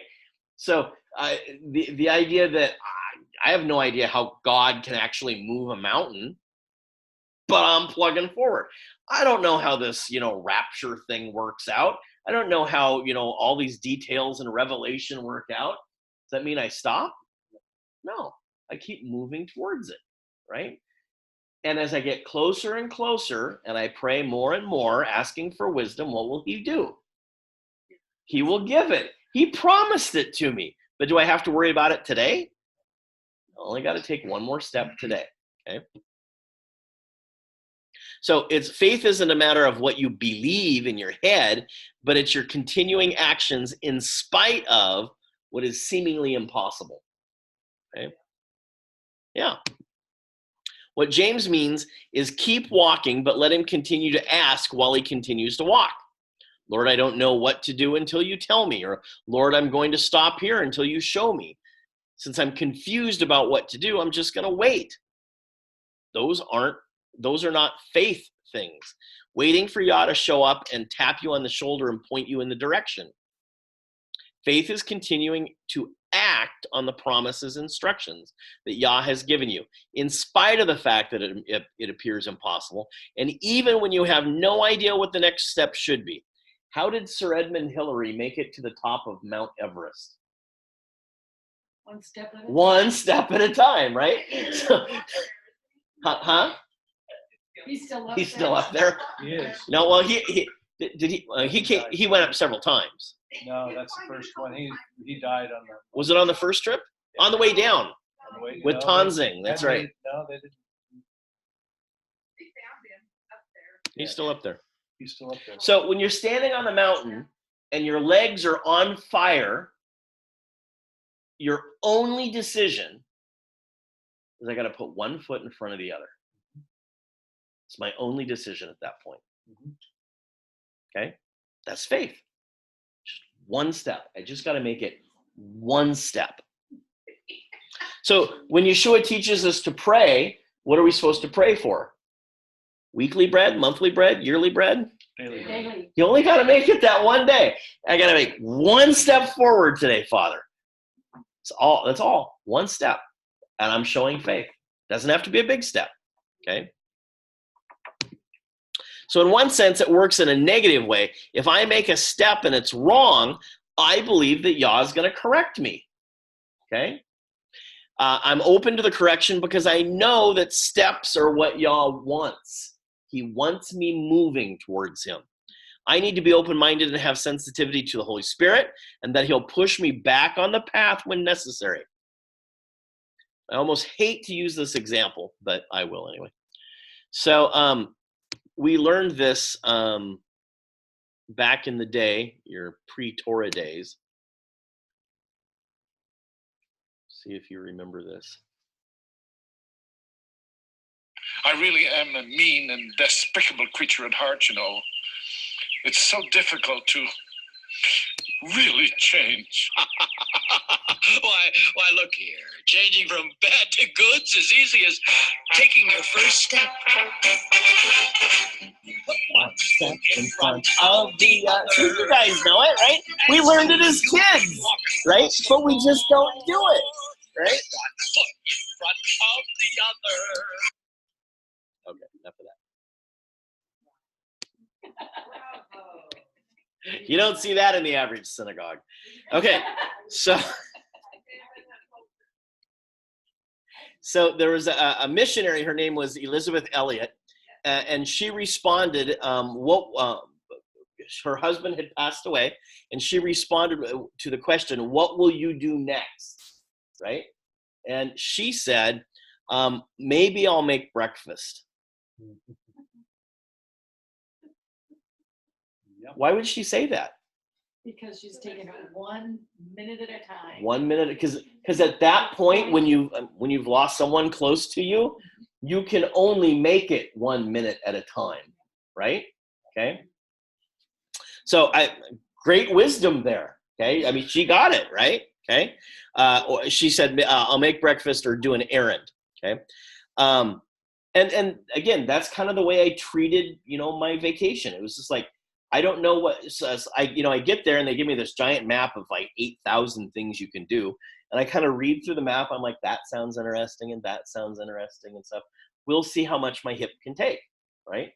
And so then I'd go, well, I'll do the stuff at the closest hotel first, And so by the end of the day, I'd done everything at that hotel. And so then I go to bed and I'm like, I'll try the next closest hotel, right? Point is, he just wants me to take a step, right? And then by the end of that day, lo and behold, I'd done everything at that hotel, made it back, and everything's great. Sit with the Russian oligarchs again, and we'll plan our next day. Next hotel, right? Just taking steps and knowing that God's going to show up somehow. Okay, so for the one who doubts or stops is like a wave of the sea that is driven and tossed by the wind. So the waves on the shore all move in one direction, right? You're standing on the beach, the waves are all going one direction, okay? So if the waves stopped in the middle of the sea, they could be pushed in any direction, right? So if we keep moving in the direction we know that he's told us to go, that's going to be beneficial, right? The Spirit is pushing you a certain direction. But it's when you stop that the trouble happens, because then the wave could go any direction. Right? The prosperity preaching works with that a little bit, works with that principle, but in a sideways manner, in that what we're talking about is God is leading you somewhere and how do you cooperate with that. But we're not saying, I want to buy a Corvette. I'm going to keep moving in that direction until God stops me. Mm-hmm. That's a different thing. So where they would focus primarily, almost solely on the physical, I want to buy this car type thing. Now, so I was in this position. I knew I needed a new car, right? And I was convinced I was buying a Kiefer Kia. Some friends owned it. It was in great shape. It was white. White's a great color for my insurance. And, so all these things, it was pushing me that direction. And I was not trying to get this car. That was the surprise to me. But God knew I would love it, right? And so I took a step, and all of a sudden I'm like, oh, wow, this is like, it wasn't on my horizon. So I'm not saying, I didn't start out with, I'm going after that, right? It's like, Father, I want a new car because this one's breaking quickly and it's going to cost me a lot of money to get it fixed. So if you could point me a direction. And so I just started out going over to this friend's house and looking at their car and stuff. I'm like, it's a good price, all these things, conservative, blah, blah, blah. What's really funny, what I didn't realize is how healing that car is for me. Literally squatting down into it is really good for stretching my hips every day, right? Oh, do you have a Corvette? No, I have a Porsche. Oh, okay. Yeah.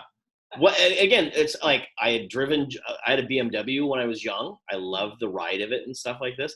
This thing apparently has 350 ponies. This is a funny conversation we're having. Yeah. But getting into it and the way I sit in it, so much more comfortable than my SUV was, where I had to climb up in it and stuff like this. It's been wonderful for me, right? And it creates a lot of joy in me, just driving around, the way it feels and stuff like that. The other car wouldn't have. But my father knew what I needed, or what would be good for me, or something like that, right? So that's what happened. But I didn't start out with, I wanted a Porsche, right? He knew I would like it because he knows my heart. He knew it would be healthy for me because of the squatting and stretching and stuff that I'm doing, 10 times a day, more than what I was doing with my SUV, right? But it wasn't like, well, Albert's going crazy and getting a Porsche, and he's a prosperity guy now or something. Had nothing whatsoever to do with that. So yeah, I never start with that. I just step and see what opens it. I would have been completely happy with a Kiefer Kia. I wouldn't have been an issue with me or anything like that. So yeah. So what they do is they tend to start with this thing in mind. I want an airplane for the ministry. Yeah. Okay. Evidence of my faith is my prosperity. Right. Yeah. Yeah. That car was not an evidence of my prosperity. It was given to me by my mom. Right. So I don't get to walk around going, ew, look at it, I'm special, because I got none of that in me. Right. Okay. So if the waves stopped in the sea, they could be pushed in any direction. So we have the complete instruction of Torah.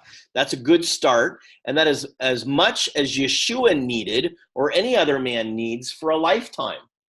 If you just tried to obey those instructions, you'd be going the right direction. I mean, the whole point, you got to repent, right? So you automatically took a giant 180 there, okay? So when I do not know what the next thing is, I just keep going in the same direction, okay? And Yah will bring that correction. So all of those instructions are in off-white and black, and Moshe says that they are not hard to do. It's not an impossible thing for us to do these things, right? So, and then I have an expectant anticipation that Yah is going to show up at any moment in the middle of any test of me trying to do those things.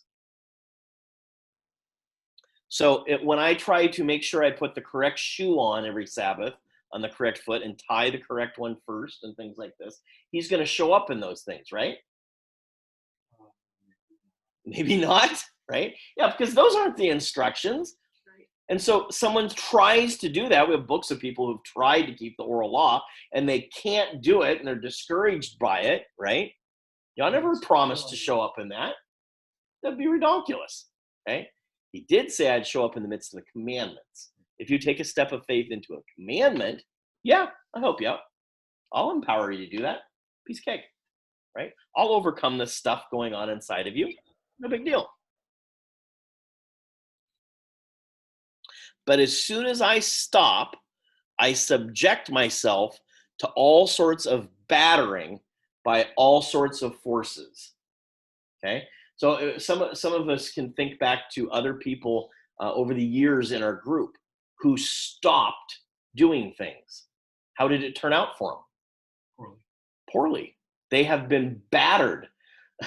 As soon as they stop doing the commandments, they get battered again. Their lives fall apart and stuff like that. It's not a shocker, right? He's telling us you're going to get tossed like waves. So the waves going this way, just keep walking, right? Little steps is all it takes. Okay. Talked about Peter in the boat.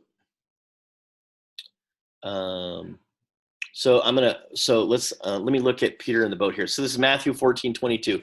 So immediately Yeshua made the disciples get in the boat and go ahead of him to the other side. When he dismissed the crowd, after he dismissed them, he went on a mountainside by himself to pray.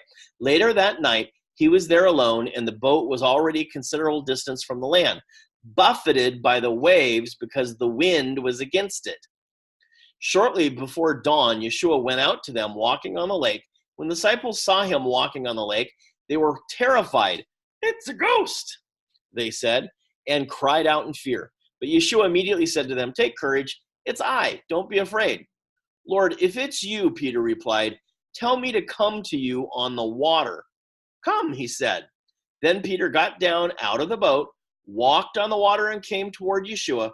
But when he saw the wind, he was afraid and began to sink. And he cried out, "Lord, save me." Immediately, Yeshua reached out his hand. How far is he from the boat? Not very far. You don't know. Well, it's a hand. He reached out his hand, so it can't be too far. It's not like 20 yards away, right? It doesn't say how far he walked. Well, true. So you are of you of little faith. So he had faith because he took a step, right? That was the action. That was the faith. And he said, "Why did you doubt or stop?" Point is, stop walking, right? The wind was the trial. Okay, the wind buffeted the boat, right? It's creating waves. So these trials come in, but the point is that it's a trial. That's a good thing. It was to show Peter his faith, that once you start, you have to keep moving, right? That's the point of the story. My translation does not say anything about doubting. He said, "You have little faith." Why did you? Well, it does say doubt later, but why did you stop? Yeah, it's just keep walking. Yeah. Okay, verse 7, last verse. "For that person must not suppose that he will receive anything from the Lord." The terrifying thing about wavering from a Hebrew perspective, once I stop moving and doing the things that Yah wants me to do, despite the fact I do not know all the things Yah wants me to do, once I stop, I should expect to receive nothing. That's kind of scary. Forward progress is what brings Yah's blessings. So according to James, the whole ball of wax depends on forward movement. We must keep moving. Doesn't matter what you see, you just keep moving. So in verse 6, it said, "The waves blow whichever way the wind goes," is the point. If you have an onshore breeze, all the waves come in. What happens when the wind stops? Whichever way it blows again, the waves will go. Right? So wherever you're at, you're gonna get hit by a new wave, go a new direction, right? So we have to have intent. We have to be purposed.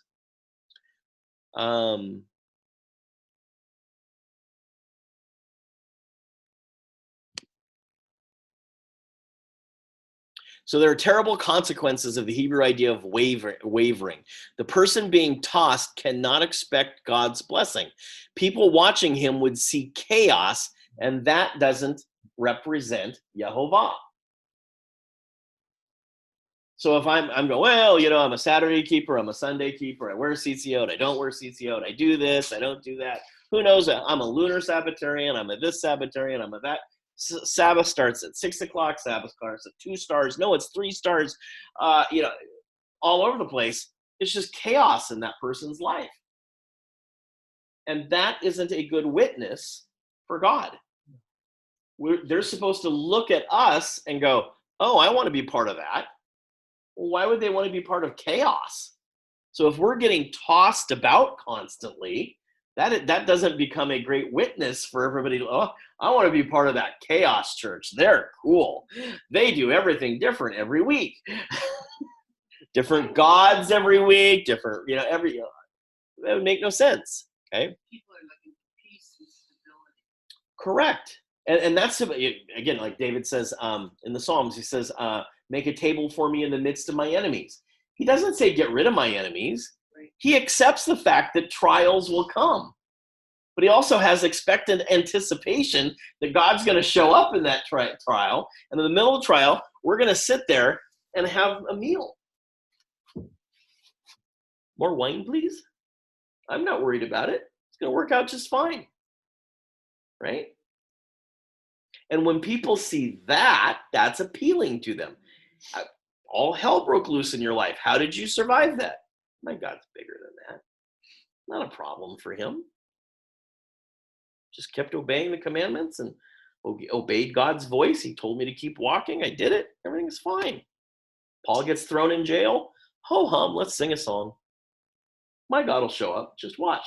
Oh, earthquake. Imagine that. Right? Don't send an earthquake. Whatever you do, that'd be bad. Noah's Ark might slide down the hill. It'll be easier to get to. Right? God works in mysterious ways. We're looking for a lack of disruption, and God does not mind disruption. I can have total disruption going on around me and still have peace. Right. Yes, In the center. absolutely. Talked about that. So the why. Actually, let's do one more verse here, verse 8. He continues to talk about this man who is being tossed every direction. He's a double-minded man, unstable, not dependable, in all of his ways. So we want to look at double-minded. In the Greek, it's duplo, meaning double or two, like we'd get duplex. So it's actually dipsychosis is the whole word there. The nous is Greek for mind. Psyche is Greek for soul. So it's not that he's double-minded in the Greek view. He's double-souled. Okay? So when I was at the YMCA, I taught as a lifeguard and a swim teacher there when I was in college. And they had this thing, and it was a circle, kind of like a peace sign divided into 3 parts. And it said body, mind, and spirit. And so, they wanted, the idea is that they would minister to body, mind, and spirit at the YMCA, right? You have to realize that's a Greek view. As soon as you've divided this thing into 3 parts, that's Greek. But see, the Christians go, oh, it's like the Trinity, 3, special number. Okay, so that makes us really happy, right? So there's only one. All of this is echad, one. And there is no soul, Greek word, there is no soul in Hebrew. You are flesh and spirit. Period. No division. It's nephesh. It's all one. Okay? You don't get to set. But again, the Greek thing is to separate things, classify them into the smallest categories possible, and then I have all of this data and I can make the right decisions. Make neat little boxes. Neat little boxes, right? The Hebrew principle, so that gives us certainty then. We can describe these things, understand them, and I have certainty. The Hebraic world is full of chaos. It's all around you, okay? So learn to deal with it. Trust the Father. Yeah, trust me. I will get you through these chaotic events, including the tribulation, including like earth-shattering events. I can get you through it. Okay? So literally it means two-souled. So in Hebrew, there's no soul separate from the mind and body. He is outside of himself. In other words, he's schizophrenic. He's like two people.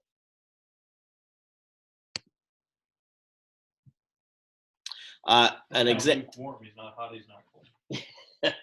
So nefesh is the word you use here. This is found in Deuteronomy 29:17. There's an example of this.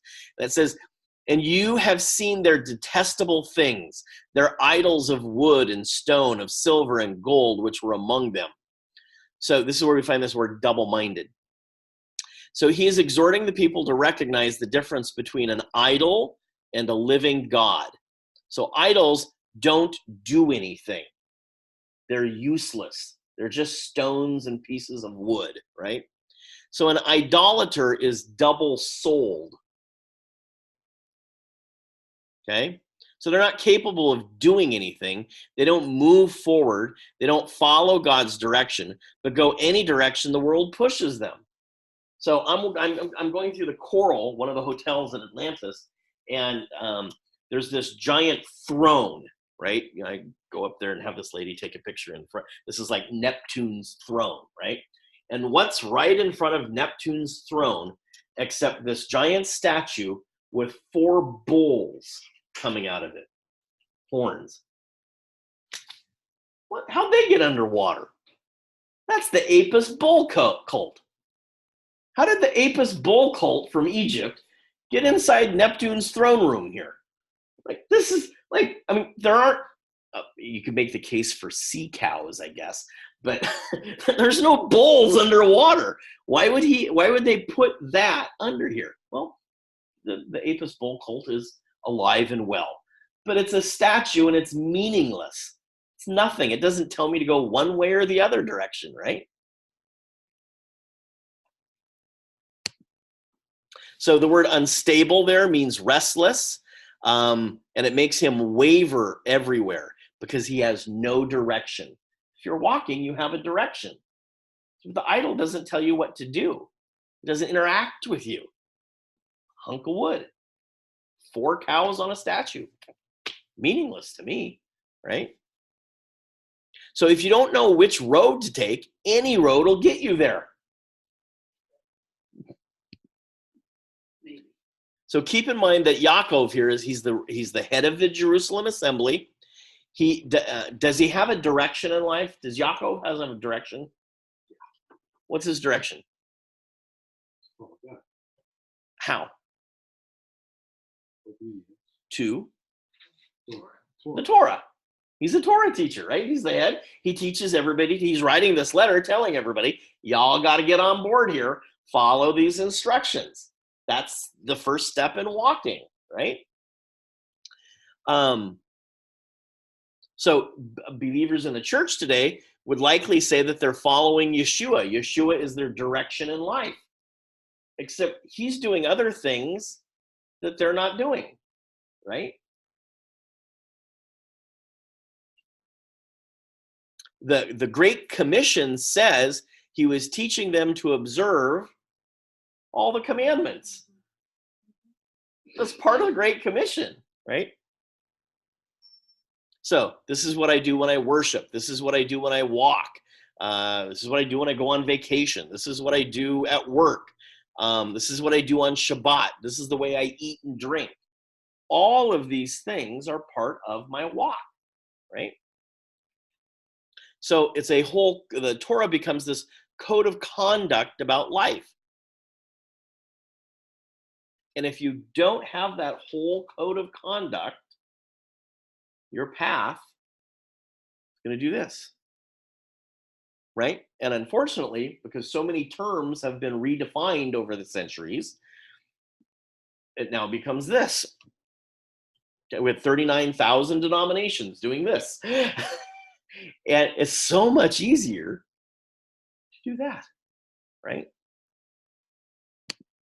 Okay, so when Moshe gives the code of conduct, 1600 years BCE, he removes from them the fear of how to live life. So remember, they had capricious gods. They tell them to do anything, whenever, whatever, that type of thing, right?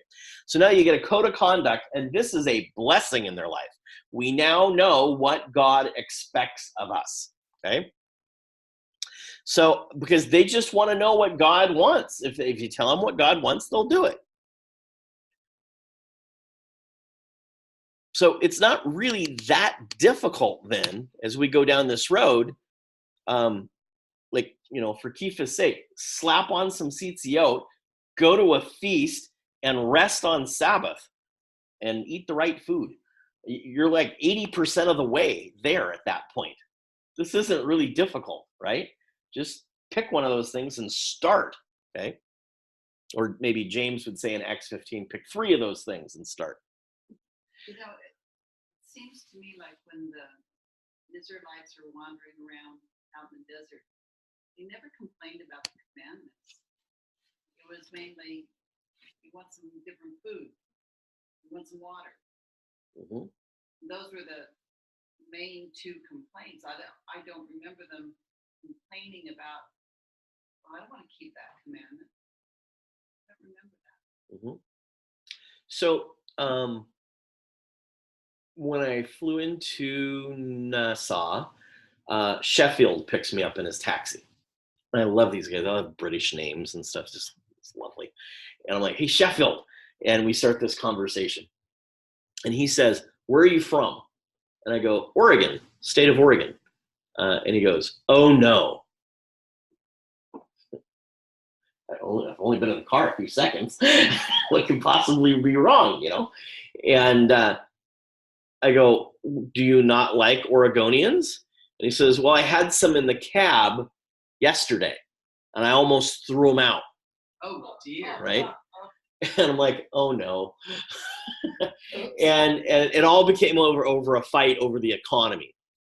And it was just hilarious. Nuts. Now I forgot where I was going with that. What was the comment you made right before that? They complained about other stuff. They didn't complain about complaining, that. yeah. So he brings up this point and he says, so you have to realize that 90% of our economy is based on you. It's tourism. So if you don't show up into our country, our economy goes through the floor. We don't have an economy. So the mere fact that you're here makes me really happy.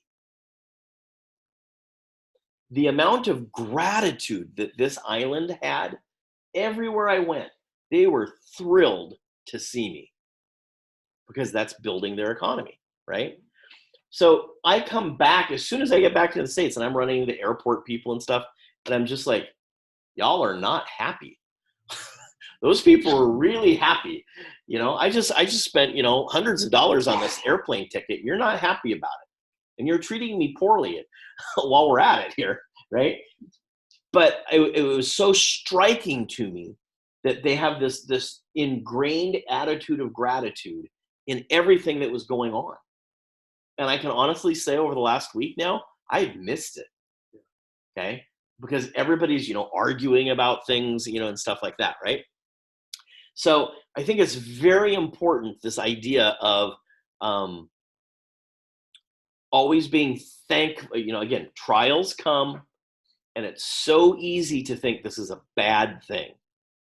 The goal is, I am so bloody thankful this trial's here. This gives me another chance to show my fidelity to God. It's going to build my faith. God is my biggest cheerleader. He's providing me a way of escape. I just need to work on my relation. This is a chance for me to work on my relationship with him so that we can draw even closer. I get a kind of another notch in my belt that I've passed this trial, and my life is then going to be even better and elevated from that. I am so thankful he gives me trials. I don't pray for them, but I know they're for my best, right? That's what we're supposed to be getting out of James. James says, count it all joy, right? And that's what Yeshua shows us on the cross. He's not asking us to crucify ourselves. yet, right? Do keep in mind that the word witness is martyr in Greek. Just saying.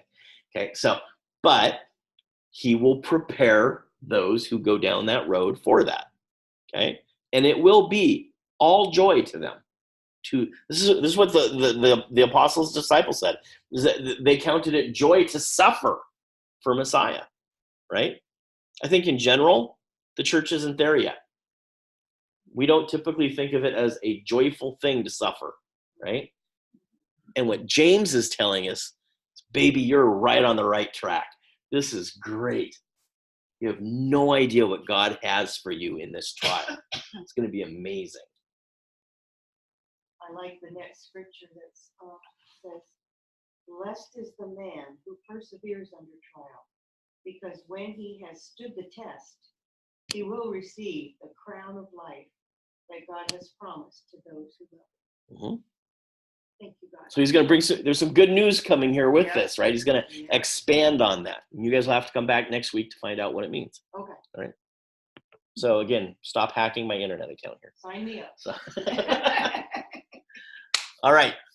All good? You got to keep going till 4:30. Okay. I can do that. Because my food isn't ready. Oh. Well, then here we go. Verse 9 and 10. He develops this. Let the lowly or humble brother boast or rejoice in his exaltation, lifting up, and the rich, not that one, and the rich rejoice in his humiliation, because like a flower of the grass, he will pass away. So Yaakov reverses the usual social standing in our world. Again, we've studied social standing. Is a very important concept to them in the ancient Near East. So the lowest among us rejoices and is lifting up because God is elevating him. So when God elevates you, you feel like, wow, this is really cool. God, brought me to this new level. That one's pretty easy to understand. The rich among us must understand that humility is the trait Yah treasures. So if I'm wealthy, I seek humility. If I am poor, I know Yah intends to lift me up by his Spirit. This is actually going to get into that word blessed in a minute. So the way Yah measures success is not the way man measures success. That's the prosperity doctrine thing, right? So how does this change the usual behavior of the assembly? James is writing to an assembly of believers and writing in a way that this must have been an issue for them. So he's bringing this up because there's an issue. Remember, he's responding to something. He's writing a letter to them. So otherwise, there's no need to say that he had both in the assembly. He wants us to evaluate how Yah evaluates the difference between wealth and poverty. Yah evaluates it exactly backwards from the way the world does. So in the synagogue, everybody sits on a bench around the edge, and the leader's in the front. The leader is not elevated. That's a modern thing. The leader is on the same level as everybody else, okay? But if you spend enough time with people, you would know enough about their life to know whether they're probably wealthy or poor, okay? Maybe by dress, maybe by where they go, their travel habits, all sorts of things like that. You get a sense of where people are at and stuff like that.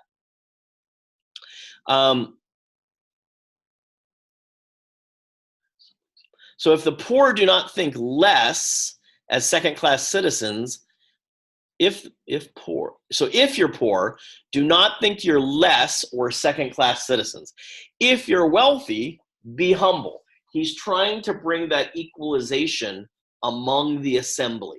Okay, in the assembly, we're all equals. If not successful if you're not successful in the community, do not think that you have nothing to contribute. So again, today, we turn everything into giving units and finances. So if you don't have some money to give, then you're not important to me, right?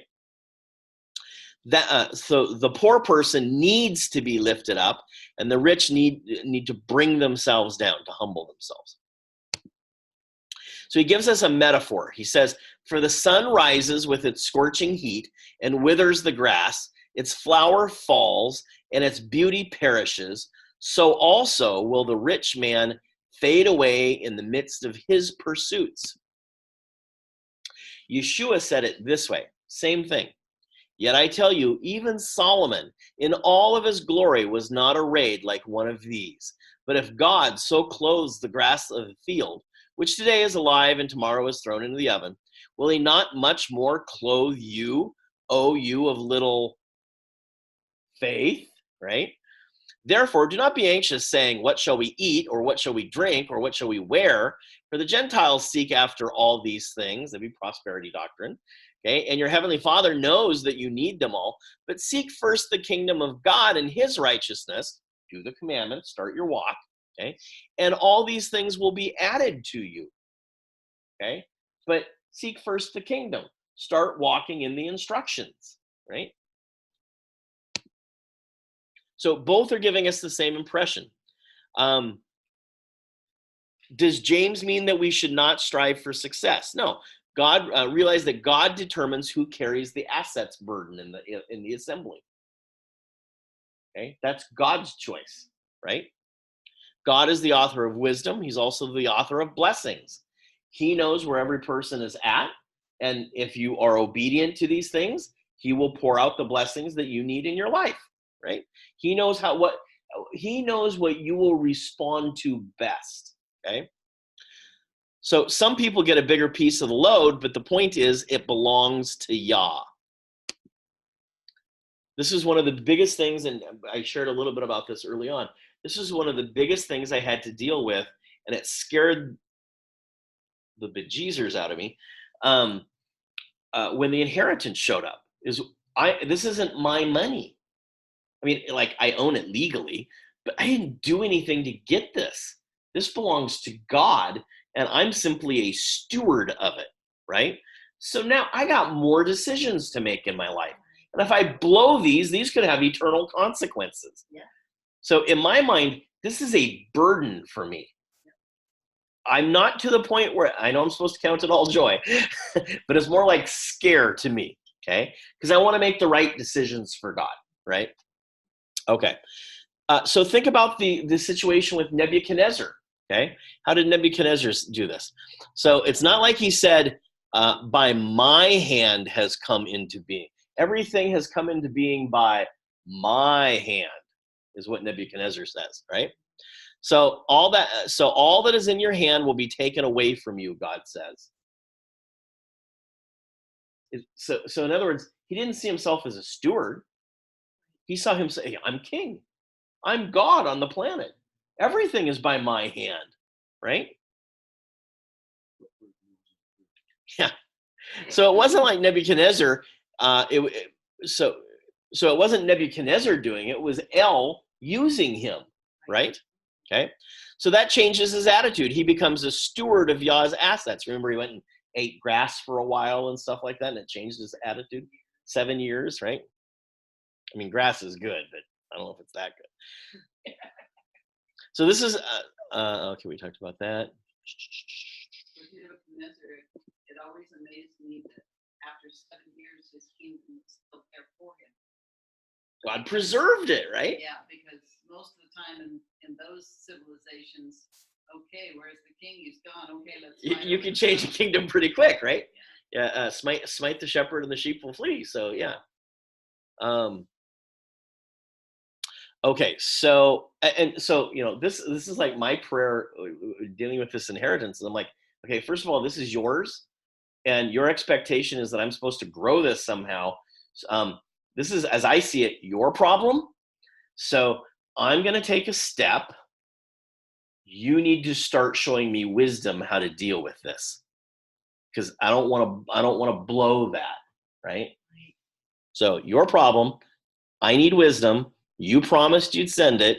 Help me out. Rather than saying, hey, look, I'm rich, which would really make no sense because he's a lot more handsome than I am. Okay. So James is focused on the temporal nature of our assessment of what matters. Okay. This is also what is happening in America through the last recession. So what happens every recession everybody re-evaluates what's important to you. Okay. All these people lose, hundreds of thousands of dollars, and they go, and they're losing houses and, things like this. And pretty quick, you learn what's important to you and what's not important to you. right? It doesn't mean to impoverish yourself and just use the resources for others. He's not calling us to impoverish yourself. When we give, keep in mind, he says you give on your increase. You ever think about that? It's not give necessarily what you have. You tithe on your increase. Okay, so I have no idea here. 47 bushels of corn. Okay, and next year I have 48 bushels of corn. I tithed on my bushel. It was 10% of that bushel, right? Does that make sense? It was on your increase of your produce. Okay. So if I don't increase, did I tithe that year? No. That's what you use to survive. You eat that food. Okay. Yeah, so prosperity doctrine says the opposite. In fact, I'll go as far as, well, we're having a building project. You guys should all take out a loan, okay? And then you give me that money so we can build the church. You got to build the kingdom of God first. And then, in faith, you pay off that debt. If you had faith, that's right, yeah. That's not faith. That's not even close to what the Bible says about giving. Like maybe he was the creator of economics, right? Yeah. And isn't there a scripture that says neither a borrower or lender be? Yeah, so So it's like, okay. He has a very bad view of going into debt, right? Okay, verse 12. Blessed is the man who remains steadfast under trial, for when he has stood the test, he will receive the crown of life, which God has promised to those who love him. So number one, crown of life there is not salvation. There's crown of life that is related to the idea of salvation. He's not talking about salvation here. So just because you made it through the trial isn't what got you salvation. Salvation came by grace through faith. Okay? Period. Okay, so understand that because the sentence starts with blessed, that is a beatitude. So we have the Beatitudes in Matthew, right? Okay, those all start with, blessed are those who mourn, for they shall be comforted, right? Okay. So the word there in the Greek is makarios. Really unusual word. So it is not the word blessed. Okay. That is a poor Catholic translation. Okay. So yeah. So when my father passed and we were at the funeral and we had this priest there because the whole family's Catholic. So I had the priest conversation with the priest, and he's like, okay, so usually we would read, one of these 5 scriptures. You pick one of the scriptures. And I said, I want the Beatitudes. He says, okay, so I'll read the Beatitudes. And I said, you're going to read it my way, not your way. He's like, what way is your way? And I go, I do not want you to say blessed. I want you to say happy. In Hebrew, the word is ashrei. It is not, in Greek, eulogizing, okay? It is not, it's makarios in the Greek. So what this means, and Beatitudes were common in the Greek culture. They had lots of Beatitudes. So when Yeshua is doing this, he's doing it for a purpose, and he's using a well-known writing style called Beatitudes, okay? So James has, so he has the same word in mind when he uses the Greek expression, what we would say blessed here. So ashrei means happy, lucky, fortunate, privileged, or a wonderful feeling inside. Okay? So those who mourn have a wonderful feeling inside. That's challenging, right? That's not how I felt, right? For they will be comforted. Yeah, for they will be comforted. Okay, so the word blessed in Hebrew is Baruch. Okay, Baruch atah Adonai Eloheinu melech haolam, right? Okay, so that's the word blessed. So ashrei is something that you earn, and you earn that state of being from your actions. Okay, so it's not Jesus sprinkling dust on you and you're blessed, right? Keep doing something. Yeah, it means So that it's like rewarded, are they? Yeah, but what it means, so it implies that there's an action that they're doing, right? And because of so there's a cause and effect. Yeah. And so because of that action, there's going to be a blessing, a reward that takes place. Yeah.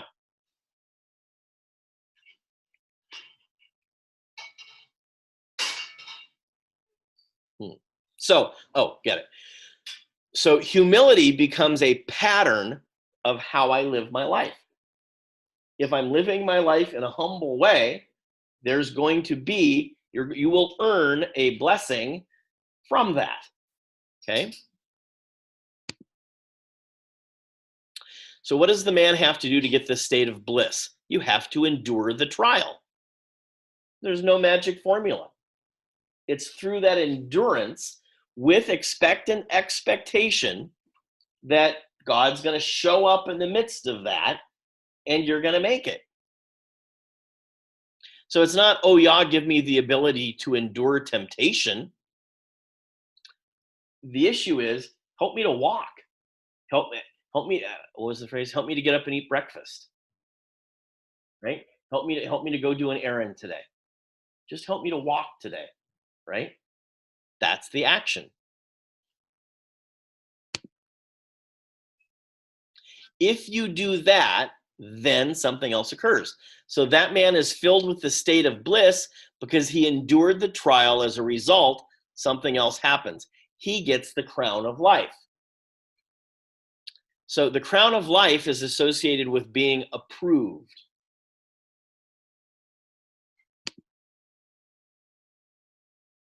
So in other words, this walk has stages to it. So when you start out, you do something right and you give yourself a pat on the back. Good job. You made it another day, right? And that, gives you it's like, for me, like I'm a list person, right? So when I do something on my list, I check it off. And that gives me this inner sense of bliss, right? I go, I did good today. I got everything on my list, knocked off my list today. I feel really good about that. That's what he's describing. It's that inner state of bliss, okay? So, and that would be enough, except then you get this crown of life. So when I do this, life becomes amazing. Life is good. My relationship with him takes on a greater dimension, and eternal life is in his son. It provides me with joy and includes me in the relationship with Yah. There is a good reason there is a good reason not to fall. If we go down the wrong path, how do we feel? Poorly, right? That inner sense of bliss is missing when we go down the wrong path. Okay?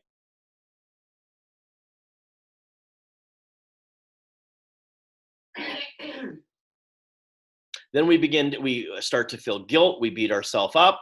Joy becomes missing then. It's a big snowball that takes place, right? So if the snowball can go down, God can make the snowball go up, right? So in 1 Corinthians 10:13, he says, no temptation. So there'd be some temptations, right? No temptation, okay, has overtaken you except that which is common to man. God is faithful, and he will not let you be tempted beyond your ability. Again, we always think less of ourselves, okay? Instead of having self-esteem, we need to have Christ esteem, right? Messiah is bigger than this problem. But with the temptation, he will also provide the way of escape that you may be able to endure it. So James and Paul are completely on the same page here. We must endure. Yah will provide the way. And in the process, Yah is going to be standing side by side with you, encouraging you along, providing assistance, sending reinforcements when necessary. More often than not, we probably just don't notice the reinforcements, okay? Because we're so used to complaining and whining and groaning and moaning and woe is me, right? We just don't even see them when they show up.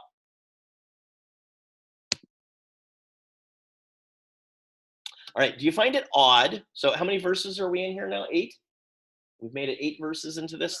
No, you're about 12 verses? Yeah. Do you notice he hasn't mentioned Yeshua since the first verse? Isn't that interesting? Why would he need not to mention Yeshua yet? Like, why is he not going Yeshua, Yeshua, Yeshua, Yeshua? It's all about Yah. Well, but he's not saying Yah, Yah, Yah, Yah, Yah either, right? Say yada, yada, yada, yada. He doesn't even mention Yeshua when he mentions crown of life, which would kind of, again, kind of from a Christian doctrine position, I would think that would be the thing he would mention when he says crown of life, okay?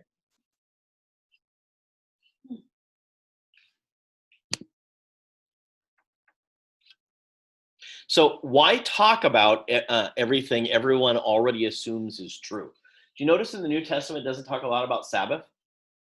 Why? Because everybody was doing it. It was Everybody understood. Yeah, everybody understood that, You don't right? have to tell them that. So how do we count again in Hebrew? 3, 4, 7. Right? Yeah. No, it's 1, 2, 3, 4, 5, 6 Shabbat, right? Okay. Everybody knew that. There's no like instructional thing about how to count days. It's just you know these things since you're Because a you baby. know this part. Yeah, absolutely. Okay. So when you write a letter to someone, do you tell them the things they already know? No, you tell them the things they don't know or they don't understand, right? Okay. Because he's responding to something. It assumes that there's a whole underlying foundation that he doesn't need to go over.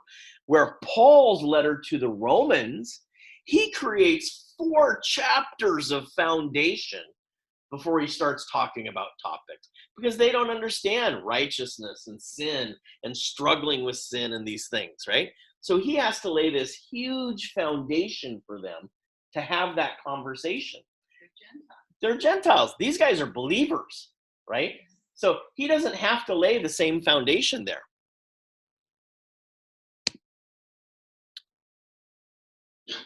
Now we're at 4:30. Are we okay? We can eat now? All right. That's a great. Verse 13 is where we'll stop. We'll pick that up next week. But we'll be in the next Torah portion. It does not stop you from reading the Torah portion. You are all bound to read the Torah portion. Count it all joy.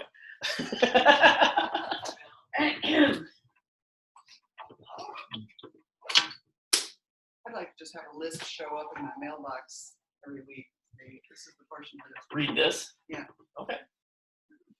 Sure there's something else. Just what would you write? Well, now you know. We did base a lot this week, so next week is the next one. We don't have Does a- it make it any help at all? Oh, and we lost Pam. Oh, We Oh, can't yeah, ask she her left, what to she do. left long ago. Oh, she's in trouble. And then party now. Well, She's up watching. is she in Fiddler trouble? on She the took a Roof. step. Yeah. That might be the wrong way. I don't know. Depends what play it is. Fiddler on All right. the Roof. Bill, you want to finish this off here? Blessed are you, Yehovah, our Father and our King. Father, we come before you, thanking you that you have remembered your servants, that you have called us, that you have taught us. You have showed us what is right and true. May you strengthen us that we may live what we know. We come before you, thanking you for remembering your servants. Come before you, thanking you for the blessing of food. We come before you, thanking you for the life you bless us with. Father, all that we have and all that we are has come from you. And we stand before you to give you thanks. And we thank you in the name of your Son, Yeshua, our soon coming Mashiach King. Amen. Amen.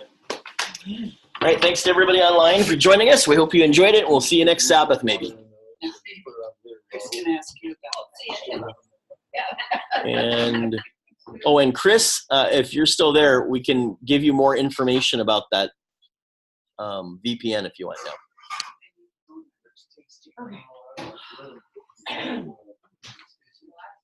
Yeah. Do you need to put your salad together? Yeah. Yeah. Did you see my Nancy Pelosi? I'm still being recorded.